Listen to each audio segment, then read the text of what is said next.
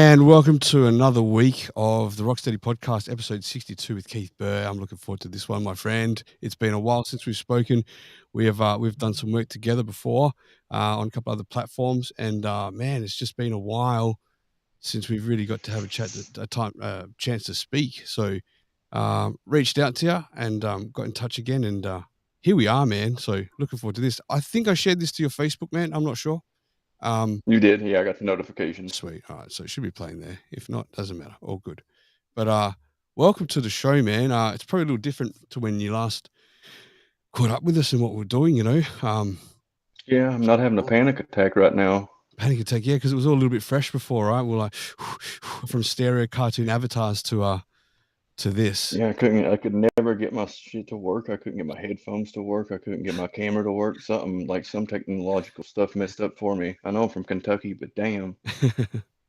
No, it's looking good now, man. I think we've advanced a little bit since then too, right? Like we really connected properly when it went to Fireside, yeah. Like we came off stereo and upgraded to Yeah, Fireside stuff, yeah. you couldn't. They wouldn't have you on stereo anymore, so you burnt all your bridges there, Well, and I you was at came the over to time. Fire. I want to officially say I made the leap to Fireside and fucking canned stereo, but then they canned me about 9 months later because of a bunch of trolls. But what do you do? I feel like we got promised a bunch of stuff by Fireside that never came to fruition, too. Yeah, dude. Like Yeah, I think so. Well, I won't say that we got promised it. I would say that they painted a picture and made it look implied. sexy, right? They made it look really good. Yeah. And really, as time went on, and we were hitting fucking targets, us boys, right? We were fucking rocking that place down.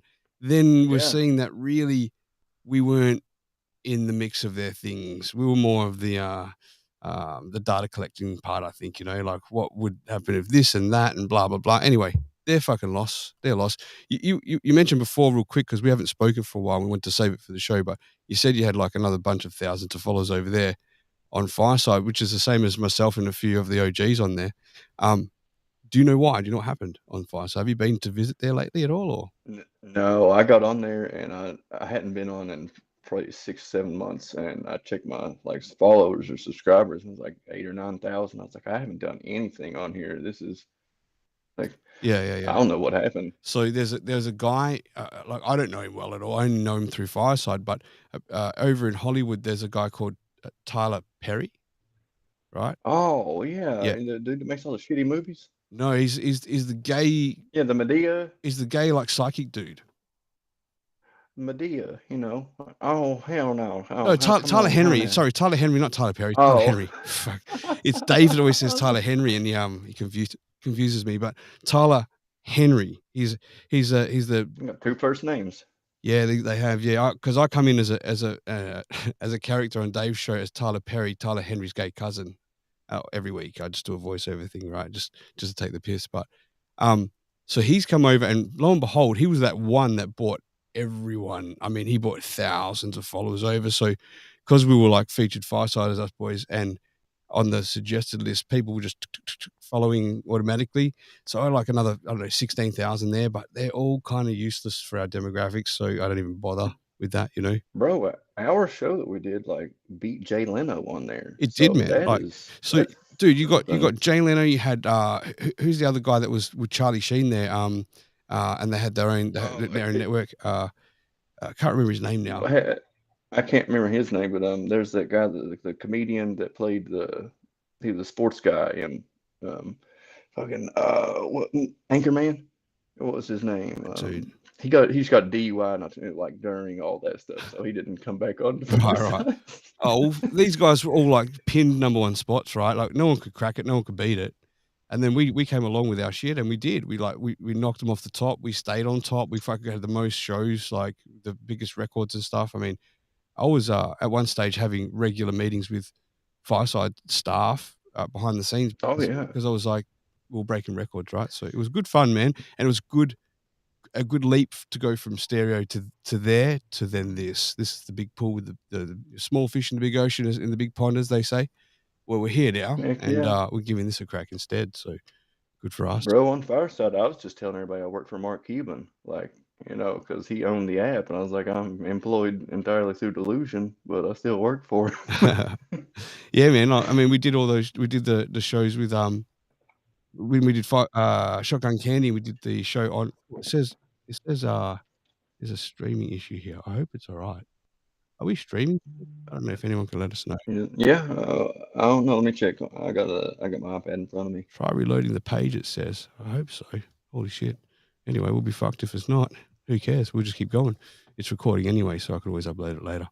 Oh yeah, it's going. Yeah. All right. I'm Sweet. watching Sweet. this. We look good. All right. Sweet. Sweet. Well, speak for yourself, sir. Oh, I am. So so it's been. I mean, and since then, right? So we did our comedy show there together and stuff. But since then, we've kind of gone off different paths. I've gone more on the streaming to different platforms and stuff, but you've really focused on your YouTube stuff, right? And you've hit it, bro. You've nailed it. You've done well. I think when we first were hanging out doing those shows, I don't know, I had a couple of hundred subscribers. I think you had 700 odd subscribers or something, and then you hit the fucking nail on the head during the Johnny Depp Yeah. trial, right? Thank God for Johnny Depp Yeah, and man. that Amber crazy Turd. woman. Oh yeah, I made a joke about that. I was like, you know how I know when my dog shits the bed? Because it acts the same way as her. You know, I've known those dogs for years. I've never seen shit that big. Yeah. oh, what a bitch. You know? Yeah, man. So I know people talk about it in our group, and they're like, "Oh, he's lucky." I'm like, it is fucking far from luck because Keith Burr spends hours and hours cutting, creating content, constantly uploading, taking it down, analyzing and stuff. Is not luck. The guy worked out the fucking formula and he hit it, and then he followed up with it as well. Once you got that viral post, right? You kept feeding it Yeah. and feeding it, and you had like posts that had millions of viewers. And what's your channel at now?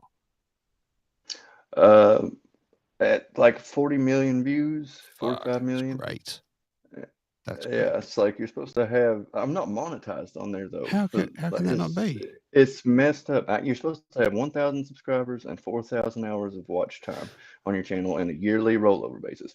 I've got over 300,000 hours of watch time and like close to 70,000 subscribers. How can you not be And monetized, they dude? still won't. They still won't monetize me. So have you had They strikes on your said that channel before that? Is that what happened? no, no, I'd never had them on there. This strike is ridiculous too because it's just a short little excerpt of a entire comedy special that isn't taken down. Which I'm not, trying to get them to take down Jim Jeffries' comedy special. But I mean, if you're gonna treat somebody one way, I mean, you treat everybody the same way, right? Right.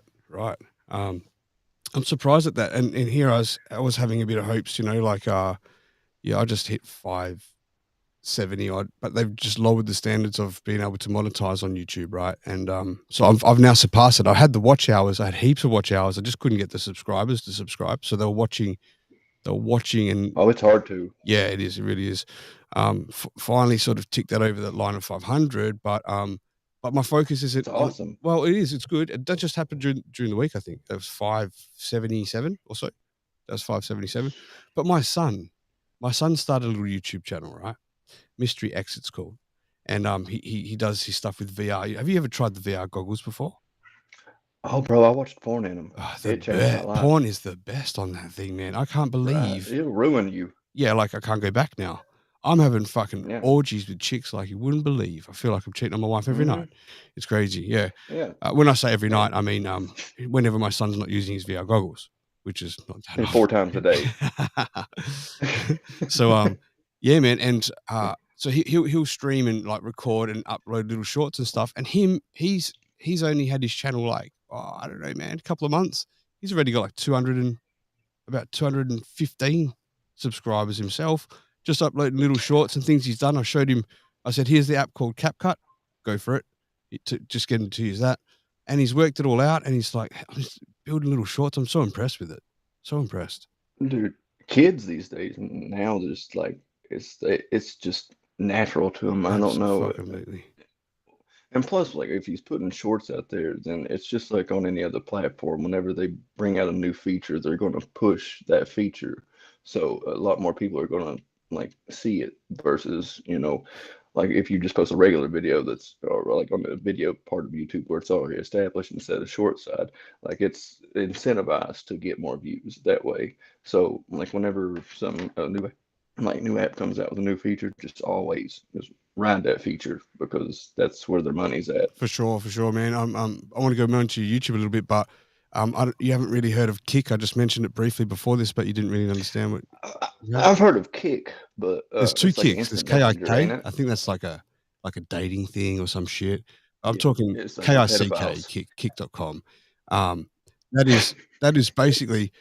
I don't know about you. Do you ever stream to Twitch at all or anything? Or I had followers on Twitch I didn't even know about. Like right, I just like posted like stream to Twitch sometimes and never even checked it and went over and I had some. Um, there was another Amp is another one that I've downloaded right. and Well, there's another one I can't remember shit's the name. becoming woke, right? You know me. I keep getting cancelled off platforms because I am who I am and the things that I say, right? And I'm not gonna fucking change that for anyone. So that what I've realized in time of being cancelled off several platforms is that if they're too fucking sensitive and like woke or too fucking far left, I want to put my attention to the other places that aren't right. That can handle. I wouldn't say I'm right winged, but just fucking being open and real.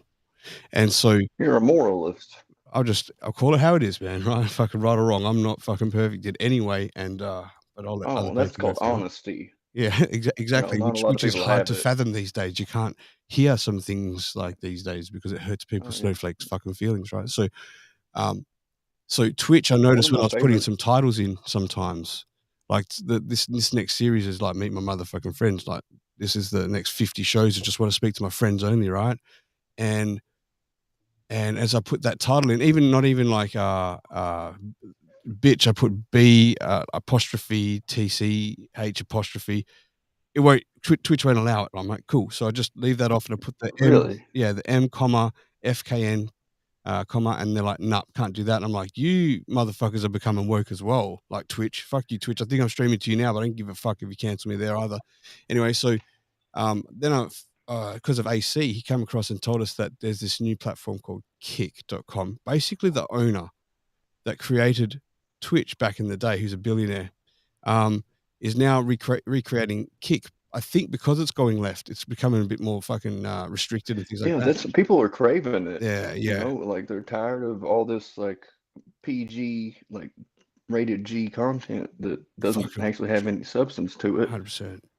So this is, I think it's still in beta stage, man. I've just signed up a few weeks ago. I've just got my like 101 followers at the moment. So I've just got I think you hit the milestone to affiliate and partnership. I think 75 followers you start to get uh you get a subscription button. So I've got that. So I'm gonna entice everyone. In fact, if people want it, if people that are listening see the QR code on the screen top left, if you scan that, that'll take you to my Kick channel, right? If you can go over there and give us a follow, that'd be great. I know we get a lot of replays on this show, so please, if you can help out with that, for one thing. There's a few steps to take before you can become like an affiliate of Kick. And bro, there's people there, man. The split for monetization is like 95%, 5%. You get to keep 95% compared to everything else. It's wonderful, right? Thank you Oh for who man, I just bet you scared the don't make channel. shit on there. Yeah, someone just scared it, so that's appreciate that. Um, Yeah. then so there's a dude that's streaming on there. He reached 7,000 subscribers, and he makes, this was in April, $39,000 a month from that 7,000 subscribers. Like I want a piece of that. Oh my. I want a piece. Well, that it's probably a really specific audience that he reaches too, because they know that, and with the targeted and affiliate marketing, like targeted ads, that there are people that spend more money than other people.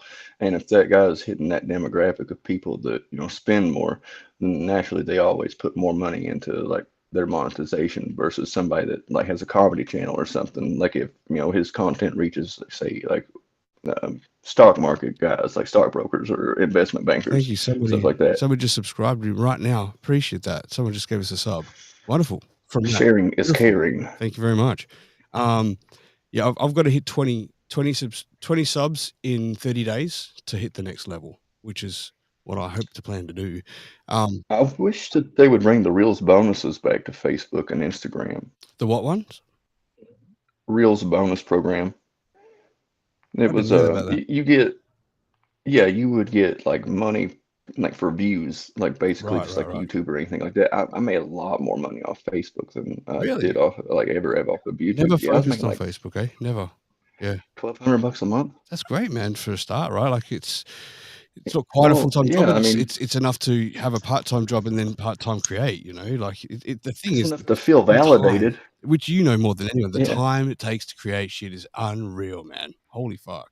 It's a Oh, full-time job. dude, yeah, I've grown into a relationship where I hate myself. I can't even like look at myself anymore. I was like, I just want to have to outsource that stuff. Like, anybody want No. to edit my stuff for free? It's hilarious. I promise. Exactly. So, yeah, that's dude, your channel, I'm surprised it's not monetized. I wanted to go into that and find out, like, are you making bank? Is this your full-time thing? Because you've got that. Oh no, they said it as like a little goal to reach for shorts monetization because shorts get monetized differently than actual like long content, long Right. form videos, and Is it's that what you 10 create million views in a predominantly? month. Shorts more so? Yeah, but I mean, I post like most of a lot of my podcasts and stuff that I've been on there too, and like lives that I do on Instagram. But like they set the bar as like 10 million views in a month, and I can't remember the subscriber count. Like it was the subscriber count was about the same, but yeah, I got it over like 20 million views in or 15 million views in 1 month just because they set that as the like standard, and then they still didn't give it to me. I was like, it's Have you bullshit. written to them about it? Oh yeah, I've written several strongly worded letters. Like, Damn. I just wonder if because obviously to monetize, they start to scrutinize your channel and see if it's like acceptable for, public or kids or whatever you rated it. I wonder if there's something on there. I just wonder. they said that it was for copyright or something because like one of the or two of the videos that I have on there, like I've taken like clips from other stuff and then put myself in it. I guess I didn't do enough to change the original material Sure, for sure. it to fall under fair use, Yeah, yeah, yeah. I you just got know. one of them too, with my Conor McGregor one. I put my face on Conor McGregor going, I'm I'm sorry I'm late. I don't give a fuck. Yeah, you're Australian. Yeah. Yeah, how's that even the No, it same? was the music I That's used. that's It racist. was the music I used. Okay. I fucking forgot about Dre or something. I think the music or whatever it was. Oh, And, but man, come on, like, music's all over YouTube. It's just a snippet for a laugh. Jesus. Be lenient on oh, us. rolling windows up to the mid '80s, calling men ladies. Sorry, dog, but I've been Actually, it crazy. wasn't even that song, it was a different one, but yeah, something like that. It was a good effort. Um, so what's been happening with you, Keith? You've been absent from my view for a while. Is it you've been absent off social media or you're busy? Yeah, kind of took a little break for a while. Like, I don't know. I got really kind of disheartened by a lot of shit on there, and like just the fact that I wasn't making as much making money to justify like the time that I put into it. I thought, I mean, I'm a prick though. Like I'm a snob when it comes to stuff. Like I think I know funny, and like it just the time wasn't coming up with the equal as an investment for it. So I was like, okay, I'm just gonna take a break. And I went to rehab because I love drugs, and it came a problem. I just couldn't maintain anymore. And then they kicked everybody out the rehab that I was in. Ain't that something? That's crazy. I've never even heard of that before. I didn't even know they could do that. Right. Dude, I'm sorry. I've missed a whole bunch of messages that have been coming up. So shit, I just Yeah, I know. Oh shit, I want to I go should have through said that a little something. bit here. So yeah, we've got Bart here first. My bad. I don't know for whatever reason the chat overlay is not showing. I don't know. It says if you get whacked with one, it's actually yours. They establish IP ownership for you. Deal with it when they started using the bots to identify and flag. Yeah, I suppose right. Uh, we've I got uh, wonder what the bot's pronoun is. we've got you that says hey, Mr. right? Roboto. That's you that says that. Hey, okay, Keith. Oh yeah. I, We I got Miss like to interact Hotbox there. myself. I've got to like click them, then make them bigger here because my eyes are bad. What did she say here? She said, "Go away, box." Here, here we go. Oh, XXOO, how you going? Thanks for dropping in this way. And we're gonna. So there is the listeners all there. For whatever reason, it's not registering on my screen. But guys that are listening, again after this particular show, we're gonna go over to Kick. We're gonna do some prank calls. So prepare your friends' phone numbers. Let's prank the fuck out of them. I'm looking forward to that. Bart says, "You're welcome." Um, so Bexamillions here, she says that's dope. Oh, I'm sorry, I'm a bit late with all these. Jeffrey's laughing. There we go. Tiffy. And here I am stuck with kids mode. Same now. Oh, that sucks. That's why I don't have any. Bart saying, "Yep, yep, your glorious leader has arrived, Jeff." Here we go. Jenny G's here too. She says, "What's up, you handsome gentleman? How you going, Jenny?" Jeff's giving Oh, Bart the thank thumbs you. up. Jeez, how come the chat overlay is not working? I can tell you whenever I can see them coming up on mine. I have a question though for Miss Hotbox. Yes, sir. Go ask away. Uh, is your name because you like to smoke in the car with your windows up, or because your box is hot? I don't know. I'm torn. She's bro. If you get a look at her, she's a tasty looking grandmother. She's actually younger than me. She's a grandmother, and she's nice, good looking, and fit for her age. So I'll give you that credit there, Miss Hotbox. Thank you very much. Um, But he says here, yo, this is how you form a one man comic crew. I forgot how many YouTubes I had. You're getting new subscribers, bro. Thank you very much, man. Just want to get through. I don't want to miss anyone. Tiffy's, hey guys, I might have done this backwards. What's going on, buddy? We've got Yen. Who's this one? Yonder Pond. Hey, going, hey, buddy, and keep we up, baby. Yes, Bex a million. It's fine. Jesus Christ, I've missed so many. There we go. yeah, I Pineapple, got a couple pineapple, people pineapple. saying what's up. Top of the day to you, Bex a million. How you going? Thank you very much. Right, I'll try and keep Pineapple, everything pineapple up to pizza. scratch now. So Miss Hotbox is given the hands, and then we've got Oh, that's the geez, Black box. Fridays matters. Okay, okay, sweet. We're up to scratch. We're up to scratch. I just wonder why. Give me a quick look. Give me a quick look here. Don't know. Don't know. Take a gander. Look, quick peek. Don't know why. Could have been Couldn't tell there. you why. Doesn't matter. We just keep going. So I so probably back to can. YouTube. No monetization. That sucks because I thought with all these views you Yeah, start automatically that's getting. what everybody Dude, thinks. I'm pissed Yeah, about that's what I that. thought too. That's just Oh yeah, yeah. That's why I stepped away from it for a little bit. They stopped doing the Reels bonus on Facebook, and I was like, okay, I'm not making any money from this. So what do I need to do? Okay, try to improve my life a little bit in this downtime until I figure something else, another way to make money. And here I am, still alive in spite of my best efforts, bro. that doesn't seem right that you've taken all the time and effort to reach that. Now you've reached it and not able to. It doesn't make sense to me, Well, man. I know how much effort you put in for that. See, yeah, I know, man. It's hard for me too. Like I try not to think about it too much, but it's still there. Like I've still got the base and everything to like people will see my stuff if I post it. So that's good. And that's worth a lot in itself, just being able to reach people like that without, getting paid for it. And I'm surprised that you don't have to pay to become a creator on YouTube yet. yeah, man, yeah. You said something important before I read out all those messages. Is that you ended up going to rehab? Do you want to tell us? Oh Are you yeah. able to tell us a bit about what happened there? When did this happen? What happened? Are you good now? What's happened? Oh no, no, I'm still like I'm still a addict and stuff like that. Like, but whenever I went to rehab, I was just like, okay, I need a change. If I don't, then like I lost like 6 people in a couple, like 2 month period that I knew to fentanyl, and like I was like, oh, I'm not gonna become a statistic. I'm alive in spite of my best efforts right now. It's like I'm already a miracle, and I don't want to do that to my people and stuff. But one thing they kept saying in rehab is like, you have to do this for yourself. You have to be selfish. I was like, I showed you exactly what I'll do when I'm selfish. I have to do this for somebody else. Through my actions, I've shown you what I'll do exactly if I do shit for myself. I mean, I'm good at being selfish, but man, I think that place was a racket. Whenever that, like, I called my people from there, it said county garage on the caller ID, and they could never reach them at all. And they're supposed to be making like 3 grand a piece off of everybody that was there from like billing our insurance.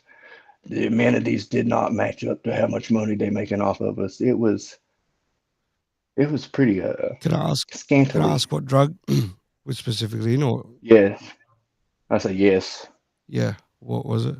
pretty much all of them. Just like everything, anything. Yeah, like I can do drugs. That's my problem. Like some people can't. Like I can hide the stuff, and that sucks. I wish I was a cheap drug, but no. Keto gotta have a constitution. No.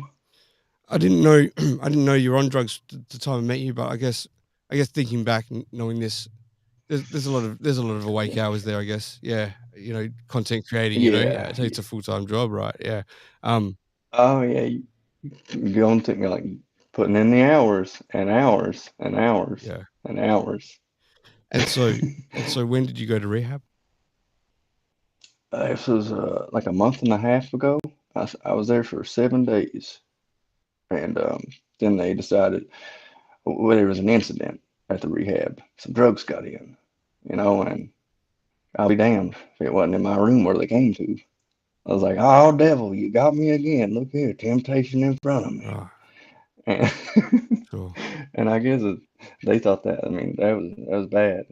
They like, I was like, what are we talking about? Is bad? Like, I told you, this is why I'm here. I told you exactly what I'd do if they was in front of me. It's your job to make sure I don't have the opportunity. Yeah, And it's like, absolutely. that's what I'm here Sure. for. It's like, stopping smoking and someone smoking in front of you. It's just gonna tempt the shit out of you, right? Like, it takes over. Takes over. Yeah, when you're quitting gambling, you don't go hang out at a casino. Sure. Um, how long you been fucking using for, man? Since I was like 13 years old, like, start off with pot until I was like 17 or 16. And start taking like prescription like painkillers and shit because we're right in the area where the opioid epidemic hit here in Eastern Kentucky, and man, it hit. Yeah, like, and I just kind of maintained all through then, and started. I drank. Actually, I quit drinking on accident. You know, um, that's what I was saying in one of the group meetings. I was like, everybody talks about how hard it is to quit drinking. I did it on accident. It turns out if you like do speed and stay up for 7 days, you just can't get drunk anymore. True. And it's This is just doing nothing, just wasting money. yeah, it's like trying to get drunk on coke. You can't do it. It's a moot point. But I don't know. I just kind of I want better. Yeah. Oh, he's Nom DeWom said, "Hey man, I didn't say I wanted to be in rehab, so it's your job to keep me inside. Are we gonna make it a game?" Yeah, I make everything a Where are game. you seeing the Like I have messages come to. up? Sorry, because 'Cause they're not even showing on my screen. Oh, I got my iPad up right Is here. that on your Facebook though, But or is it where you are you watching? Alright, yeah. so they're showing there, that's great, as long as everyone else can read them, that's cool, so people can read what's going on. Um, Normally they're on our screen too, but for whatever reason they're not. Um, Dude, so I don't know how much or you wanna go into or not or anything like that, but I wanna sort of probably put some context behind your drug use because usually that comes from trauma, right? Like, drug use or heavy drug use comes from places of trauma, and I know that you had some traumatization as a child a bit there. Um, so I don't know, like, what you wanna go into or not, but I know that that would be probably. Have you seen how funny I am? Yeah, I do, and I can see that that's the mask of Ken Burr, yeah? Is that I'd be right? in prison if I weren't funny. Yeah, Yeah. yeah, absolutely. It's a coping mechanism, man. Like I don't have any other ones in place other than humor. I have to humor or like getting high. So I was like, what do I want to do? How do I make a living off that? I'll be a comedian. It kind of ties both of them together perfectly. What happens if As Keith a Burr common, wasn't funny one day and was stopping drugs? How would you feel about you as a person, as yourself?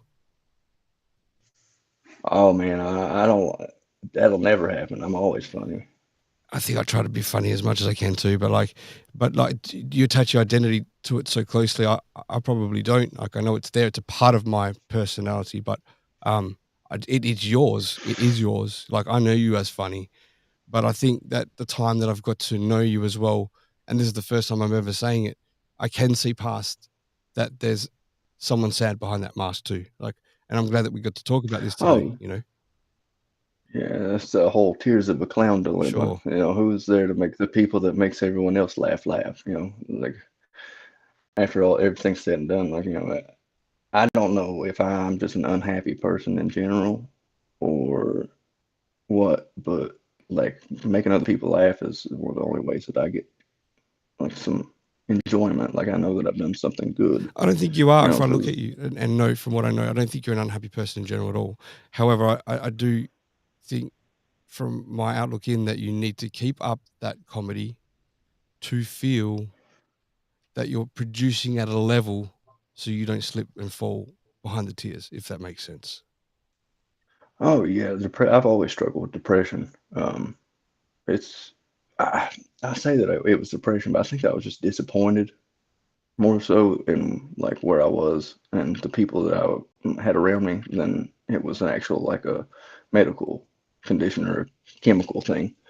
Because it's crazy. Like I'm doing better now than I have ever, and I have less friends than ever. It's like I had a lot more friends whenever I was the worst like version of me than I do now. It's Why do you think weird, that was? you know. It's because a lot of people like to use you as a placeholder or the indicator of where they are in their lives. So if you're doing poorly, then it's easier for them to feel better about themselves in comparison. So if you're doing like garbage, all kinds of friends, have a pity party for you and stuff because it makes them feel better about themselves. But whenever you start like succeeding or having any success in whatever your endeavor is or whatever you're going after, it gets a little bit, they get a little angry about that or jealous. Like that's why I don't like ask anybody to subscribe to my like Facebook or YouTube or anything like that I know at all. Like I found out the fastest way to make sure nobody watches your stuff is to tell them to watch it. Sure, I agree with you on that. I've found that as a content creator, it's so hard to get people that you know in your close circle, family and friends to follow you and support you. It's crazy. The support comes from the other community that we've built online, right? Like the people that are our friends on here that we know by first name that support these shows, which thank you very much for doing, by the way, when you're listening. Um, it's you guys that really do, and I do have some friends that do support. Don't get me wrong, but it's not some of the people you thought it would be, right? And by asking more, it doesn't happen. It just doesn't happen. So it's a strange thing. I think you have to be a content creator to find that out, you know? Um, Yeah, I mean, and to be a success, like be a successful one at least, sure, not somebody that's got, 10 subscribers on YouTube and posted three weird sure. videos that nobody's ever going to see. Yeah, but the moment you Like, do go and start flying up, when you do catch an algorithm, when that pop moment happens, right? Those people will end up coming out bro. the woods like, "Hey, man, I went to school with that guy. Or I went to this and that, whatever it is." It's like, well, it's too late now. Like, I know who supports me. I know who's been around. I know who's been through this is the toughest time when you're doing this job because it's like Fuck you. exactly, Fuck you. You're kind of cool. exactly. It's exactly that moment. Being funny, Jeff says, being funny hides a multitude of problems, and it does, man. And Hell yeah, it does. yeah, dude, after having to call myself a musician for 20 years, not by choice, not one family member even acts like I knew music. Guess I should have warned ya. Miss Hotbox says, always crazy to me when people ask friends for discounts like you're supposed to be supporting your friends. Yeah, and the same thing is you should be supporting your friends, paying extra, right? So don't give me a discount. I'm come to support you. Hmm. Like, I'm not here for the discount. I'm here for the, yeah, Unless it's your OnlyFans, I get discounts to that. I'm not gonna pay full price to see somebody I know naked. That's crazy. yeah, yeah, exactly. um, Just a quick reset here is basically if you want to leave a message for Keith or myself on the show, you could do so by going to my Instagram, Rocksteady_live, leave a recorded voice message. I'll be able to play it here on the show so it can be heard for Keith if there's a question or anything like that. On a second note, if you want to give that little barcode in the top left of the screen a scan, right? Nothing's going to happen except it will come up with my Kick account. So you can see what it is. If you haven't signed up already for Kick, please do so. Give us a follow on there. It means a fucking world of difference for me. And if you've got $5 to spare, I'm trying to hit a new target of 20 subscribers in 30 days. I think there's two. One of them's myself, and one's my good friend Buck Lau. That's it started. Someone else subscribed actually during the show, which I do thank. Bucklar. Wow, that's the one. So please, the first 20 people to do that, I'm gonna note who you are, and Give a hand there job will be a too. reward down the track when some new merch comes out or whatever it might be. I'm just gonna send you one. I'm like more than your value of your $5. Believe me, I haven't worked it out yet. You know me, I will. But please, if you can go give us a subscribe there, would mean the world. You can subscribe and then unsubscribe straight away so that it doesn't have to clock it next month. But if I can get my Who's gonna 20, do that? well, the poor ass bitches would do that. So I'll know who you are now because you subscribe and Petty, unsubscribe. petty motherfuckers. But I know it's $5. It's a lot for some people. It's not for others. Like I would do the same for you if I Hell could. Right. So yeah. please help us out there. Right, Keith. Oh, I know what it's like to be broke. Yeah. Shit, yeah. Jenny G said we got a couple more comments here. Said Jenny G said my art isn't worth anything until it's sold. That's what I was told. I was always told you're always underpaid until you're overpaid. So Hang on, are these messages showing something up? like that. Messages. Oh, I think that they are. Um, No, they're not. I'm I don't know. gonna post my cash app on here. Did someone write that? Sure. Okay, that's cool. All right. So no, I'm a little confused at why the chat's not going up on my screen. It's a little hard to follow compared to normal, but it doesn't matter. Oh, I can tell you what they all say. I'm I reading them on can the read. side, but yeah, not showing them there. Doesn't matter. Um, I just sound like I don't know what I'm talking about. It's the I don't accent. even know I what I'm know. talking about. I'm just here. I'm just winging it, bro. I don't even know what's going on. So, You have no oh, idea, here we go. like Here how we go. much. Oh, shit. Okay, that's a different message. So, okay, Jenny Project. Yes, there you go. Thank you, Jenny. Um, man. So back to a little bit back to the rehab before we move on from it. Um, have you ever tried to seek any help for your childhood trauma? I went to so many therapists that I became one because I couldn't find any good ones. I understand what you mean with that. So I've done neuro-linguistic You know programming, that, right? NLP. No, I didn't. Oh, yes, true. I do know that now. I forgot that you were. So Yeah, you're actually a qualified psychologist, right? yeah. I have my master's. Right. So what's stopping That's what's selfishness. stopping you then from progressing, knowing what you know, Knowing what I know, knowing what you know? basically. Is it the way that Yeah. the pattern's broken down to sort of elicit these responses, but you can't because you know you're trying to elicit the responses, so you push back on that? Yeah, it's like you can't really trick yourself once you know like exactly what you're trying to do. Like reverse psychology only works if you don't know that you're doing reverse psychology. Sure. Yeah, Like I get you. it, you can't do. I have to double negative otherwise. I mean, or you can't really do that. I don't know. I've always been like too smart for my own good, I guess. But like the dumbest smart person I know. Like I make I make difficult things look easy, but I make easy things look impossible. I know a guy like that. He's not Keith Like Jarrett. I couldn't tie my shoes until like fifth grade, bro.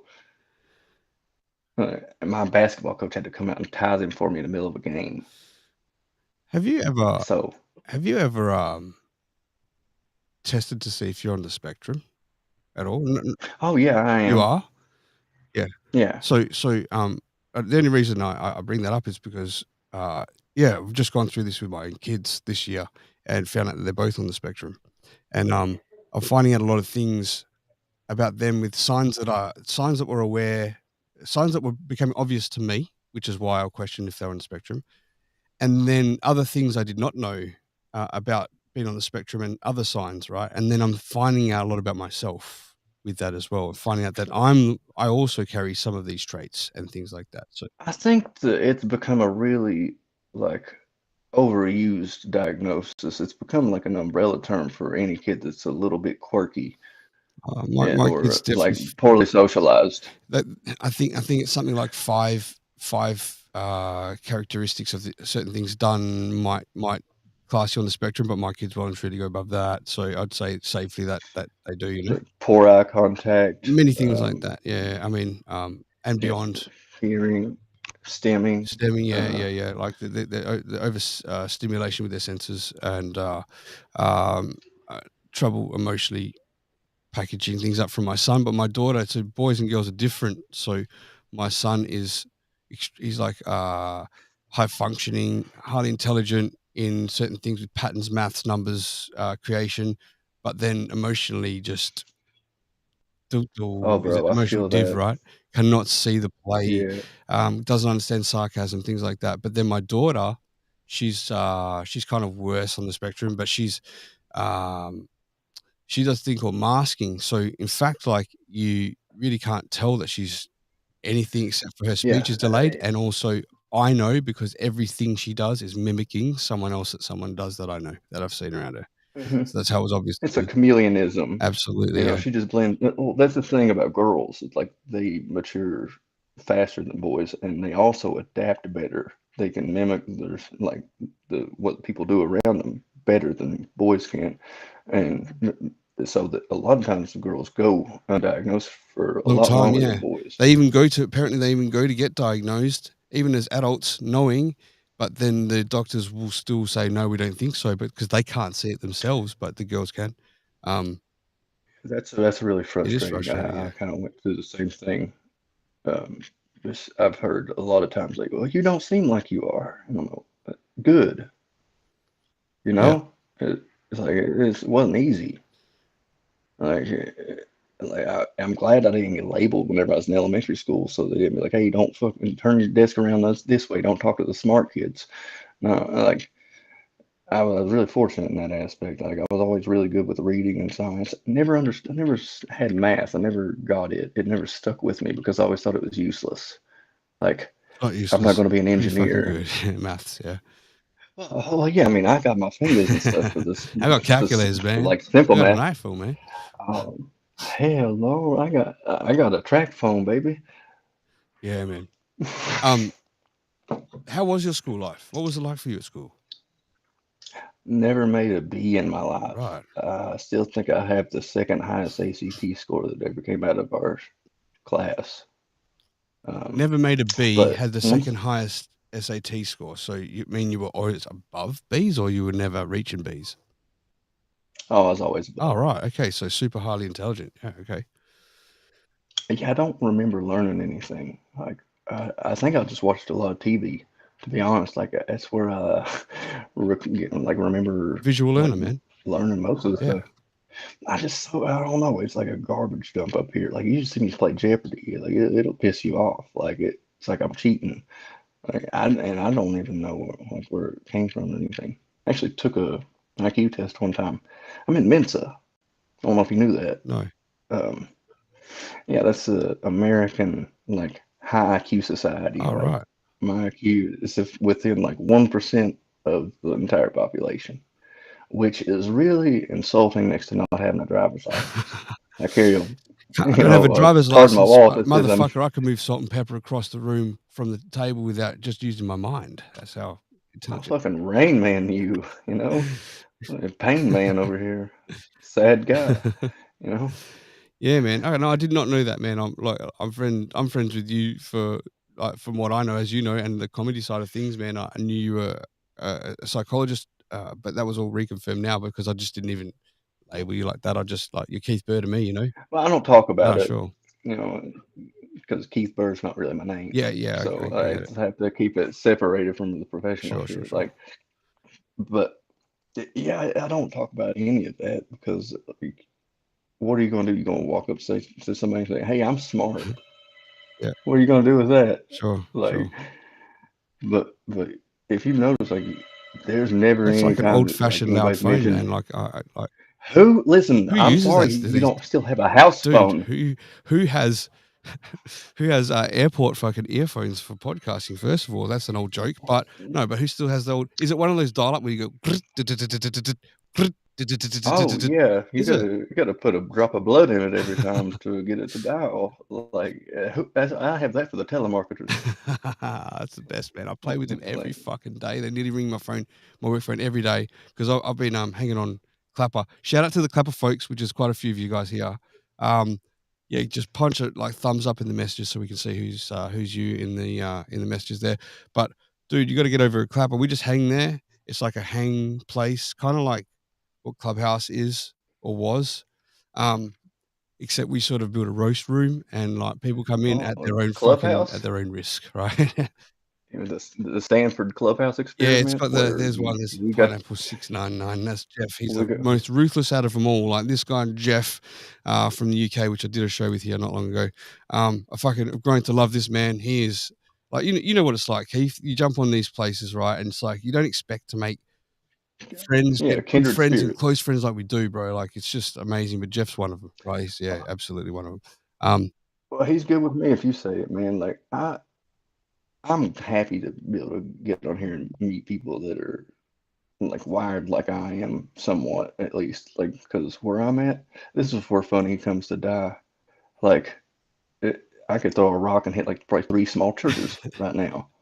right, right. But it's crazy. Like I mean, don't let me be a metric of people from Kentucky. at all because I am an anomaly here. Like, it's crazy. I wear a button-up shirt outside. People are like, I think that boy's queer, and like, it's just, was it the buttons, bro? I come from a It long was line of the button rainbow shirt, I wearers. believe. I was probably giving a dude a handy, you know. How dare they?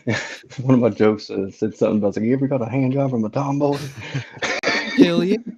You ain't a man unless you've been with a man before. She spit her back, her backer spit on it. um, yeah, man. No, we've been hanging over there, and we've been growing a close group of friends over there too in community, and it's a place we can have a laugh. I mean, you'll fit right in because you don't get offended with shit. Like, there's some offensive fucking shit that goes through, but it just doesn't. It just bounces off us like ping pong balls, man. Like, you know what it's like. And but there's some people it I don't doesn't know if bounce I off, could right? get They get a canceled little bit offended, a little bit touchy, and once we can sniff those fuckers out, we absolutely we Well, sick 'em Rex. that's my favorite quality about myself. I make dishonest people uncomfortable, and that's what these people that say they're offended about everything are. They're just fucking liars. What is that? They don't What is what care. I'm saying? It says it's like if the SEC made TikTok and Clubhouse and had a baby, it failed out of the college. It failed out of college. That gave it football scholarship. Yes, clap up, barely functional, but we have 9 boxes now. That's right. It's basically become. It's a Clubhouse. It's like if Clubhouse and TikTok had a baby. That's what it's like. And but Yeah, some kids need left behind. yeah, and then there's Jenny G as well. Jenny G, shout out to you. She's one of our new additions as well. It's well, she's been on there longer than us, but like to our group, you know, we've really just connected with some pretty cool people. Oh yes, Miss Hotbox as well. I shut down my clapper. Why? That's why we haven't seen you. Oh, so much for being close to Because Miss her Hotbox. flapper got the. She shut it down because her flapper got the clapper. um, open it back up, Miss Hotbox. They got like they got 9 boxes up there now. They went from I think they went from 4 to 6 to 9 pretty quick there, and it looks like I'm only worried about one it's a box. whole different fucking playing field now. You know, I could see it. I'm trying to restructure the plan on how we're going to roast there. Someone started a huge fight. Don't worry about it. You're with us. Don't worry. You know what? Just I coax love them into our fighting. room and we'll lock the door and we'll go to town on them. Don't worry about that. Hell yeah. Sticks and stones will make you break your bones, but I got words to make you go home and hang yourself. What you gonna do about um, it? then come back over. I Right? mean, Yes, I that's right. So I always call Clubhouse the Stanford Clubhouse experiment because it's exactly, you get to see a social experiment where what happens whenever you give a couple people that don't mean anything a little bit of power and watch it go to their oh, heads. bro, It's this pretty. I love it. I love when you see those people's little heads swell from that power, and then we just go in and we just fucking pop those fucking heads and watch them fall to the ground. Guys, we're, Yeah, it's good guys, we're fun. doing it. Popcorn order, popcorn order. As Keith and I'm done speaking. Bunch of fake Dude, manners and stuff some on there. I can't people stand. some people just shouldn't be on. Well, this is the thing. These places attract people that are probably at home lonely. Um, they're looking to build their social circle because they're, let's say, they're difficult to fit in Some society, right? simps. So I get that those people are welcome. Like you've got a friend in me, you know. But it's when those No, particular people go on and try to dominate, bully, try to give advice, which is terrible. That as though they're fucking someone important. That's where I have a problem. So that's where we kind of come into things, and I don't know. We'll scale them on the spectrum ourselves and find out exactly where they sit, or if they should be booted off the I can fucking tell app. you. I can tell you exactly where most of them sit. They're boring people that don't have any interesting qualities about them and don't have any hobbies to take up their time. So they get on there and they want to pipe up and say, "Oh, I'm mad about something." Somebody said they want to give motive to your words that doesn't exist so they can seem interesting, like they've got some kind of unique take. And they don't have one. And that's exactly what they're trying to pretend like they do. They're just fucking sad people. It's like simp culture. I don't Absolutely. understand that. And then what we've got is a secret weapon called Jeffrey Hurst, and he will fucking tell them that they're boring bastards, and he will absolutely fucking let them know, and that just shatters them. It shatters them. Oh, I told a dude on there I was an atheist till I met him because he was the first person I ever met that I knew that God didn't believe in. That even God wanted to fuck over. Yeah, well, I guess I do believe in him because obviously he doesn't believe in you. So yeah, man. So where have you been hanging then? Like, because I haven't seen you. Like, you know, obviously that fucking shit ass app Stereo. I do have a couple of profiles on there that I snoop around. I was listening to you last time. probably won't be specific about when it was because then people can suss out my profiles. But yeah, I'll just listen to you chat, supporting, but you didn't know it was me. And saw you talking to just some randos, man. Just some randos because it's changed quite a bit over there. But are you still looking for that engagement, man? Are you still looking for those On conversations? stereo? Well, not so much stereo, but the Oh same yeah, the yeah. same sort of interaction where you can just get on and hang. Oh yeah, this is therapy for me, man. Me This too. is a lot better than any talk therapy I can have because this is I don't have to feel like I need to mask like any of the ways that I like really feel or anything when I'm talking with you guys. Like, I don't have any risk of getting fucking committed, whenever we're talking and stuff like that. But I mean, and I also get a lot of like energy and aggression out because I've got a lot of both of them. Apparently, I know I'm an exhausting person. Like my girlfriend shouldn't have to deal with all this by herself. I mean, thank God she's just a fundamentally better person than me. Like, I don't know what I'd do if like didn't have her. And that's crazy too. She doesn't do drugs. Did you know that? She Interesting. she doesn't even smoke So how does cigarettes. she cope with you being on drugs and then I not? hid it for 3 years. You what? Sorry. I hid it. Oh, you hid it for 3 years, but she knows now.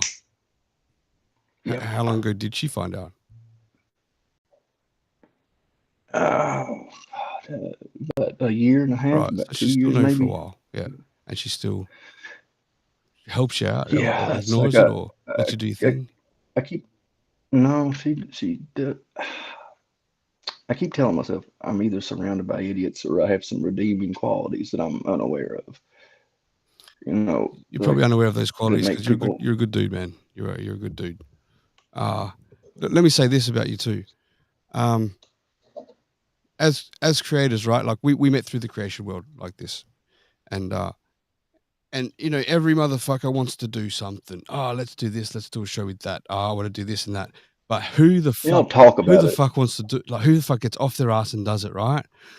Very, very little people, but you're one of them. You're one of them that does. You actually, when we're doing our shows, you're someone who's proactive that wants to come forward and say, "Can I help with this? Let's do this. I want to create." I'm the same, man. I want to create. I want to kind of want to hold hands with someone because it's not the same on your own.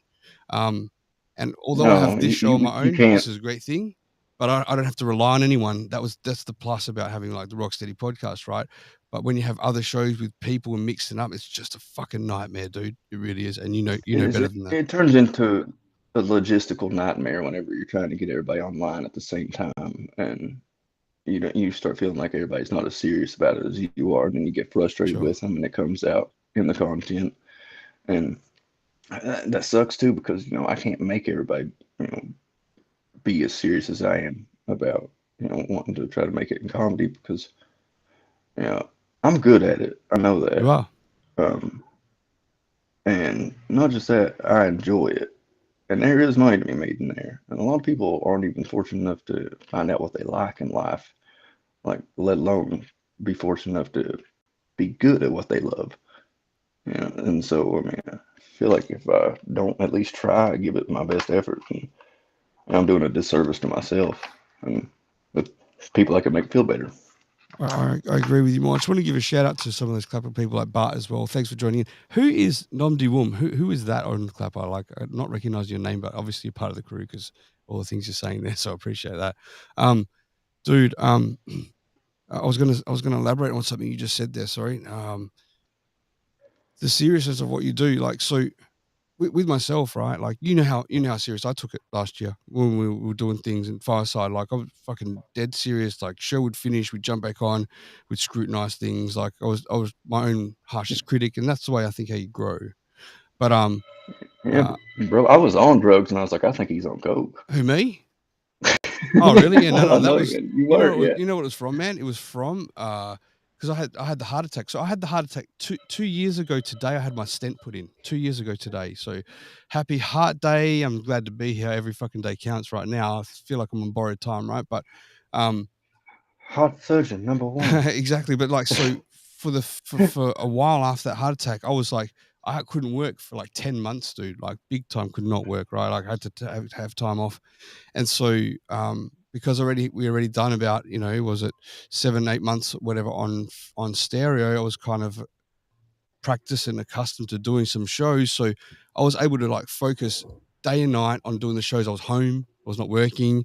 I was able to just give it my all, and that's kind of what popped the name then from that point forth, right, with Rocstedi. But I was dead serious about the shows, and to the end of last year, as the year crossed over to the new year, and we had a bit of a break, Shotgun Candy, all these things, and then I love Shotgun Candy. Like, I'd love to be on there, by the way. well, we haven't done it. We haven't done it all year this year. So the last show was last year, end of last year, right? There's been a few things that happened. So I think I just like AC. you just like AC. I can't stand the guy. No, I love AC, man. AC's dead What serious. a twat. Midnight Media, shout out to you. He's got a show called Midnight Media. He does every week. Yeah, Usually it's straight after How Was him Your and Day by Sam and Dave, the married couple podcast. They come up to their yeah. 100th show in, I think it's next weekend. So we're gonna make an appearance. People that have been on the show. So we're going to be on for their 100th, which is they're going to be out drinking in their driveway with their neighbors while they're live, which will be good fun. I think he hopped onto a live stream with me a couple months back, and he was saying something about giving me shit about like, oh yeah, you get numbers on YouTube or something like that. I was like, oh, I have them here. You mean But I he's Am like, Dave? no I Am way, Dave? no. Yeah, He was yeah, probably drunk. that's I him. think I might recall the time too. It was my midday, which is usually his late drinking night, eh? Because that's the one where Oh Paul yeah, Vardo he was hopped on tanked. too. Paul Vardo jumped on and we were talking as well. Was that the time? Yeah, that was on Fireside. Hmm. Yeah. Um, yeah, don't. If that was your first and last interaction with Dave, then don't take that personal for sure. He's a fucking absolute, Oh no, absolute no, champ. I knew he was trash. And he's a trooper too.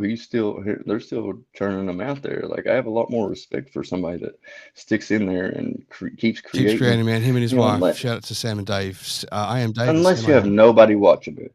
Like They do. They've started there's building, people. man. Their YouTube channel's building. They've got more people live in their shows now. They've still been going on Fireside, but I think the 100th show will be their last one on Fireside, and they're going to skip over to these main platforms instead. Oh, Yeah, and I would always like I would announce it on Fireside and all that stuff, and then just like not even go on the Fireside. Be like, ah, I got you. You guys suck. yeah, man. It turned that way. It definitely turned that way. It's a shame, but it's not even usable, the app now. It's so fucking sticky. Like you press a button and it freezes for 20 seconds and shit. It's like forget it. Just They tried to do too much, didn't they? I don't You know, know, man. it's It's a shame, dude. the user interface is not that great.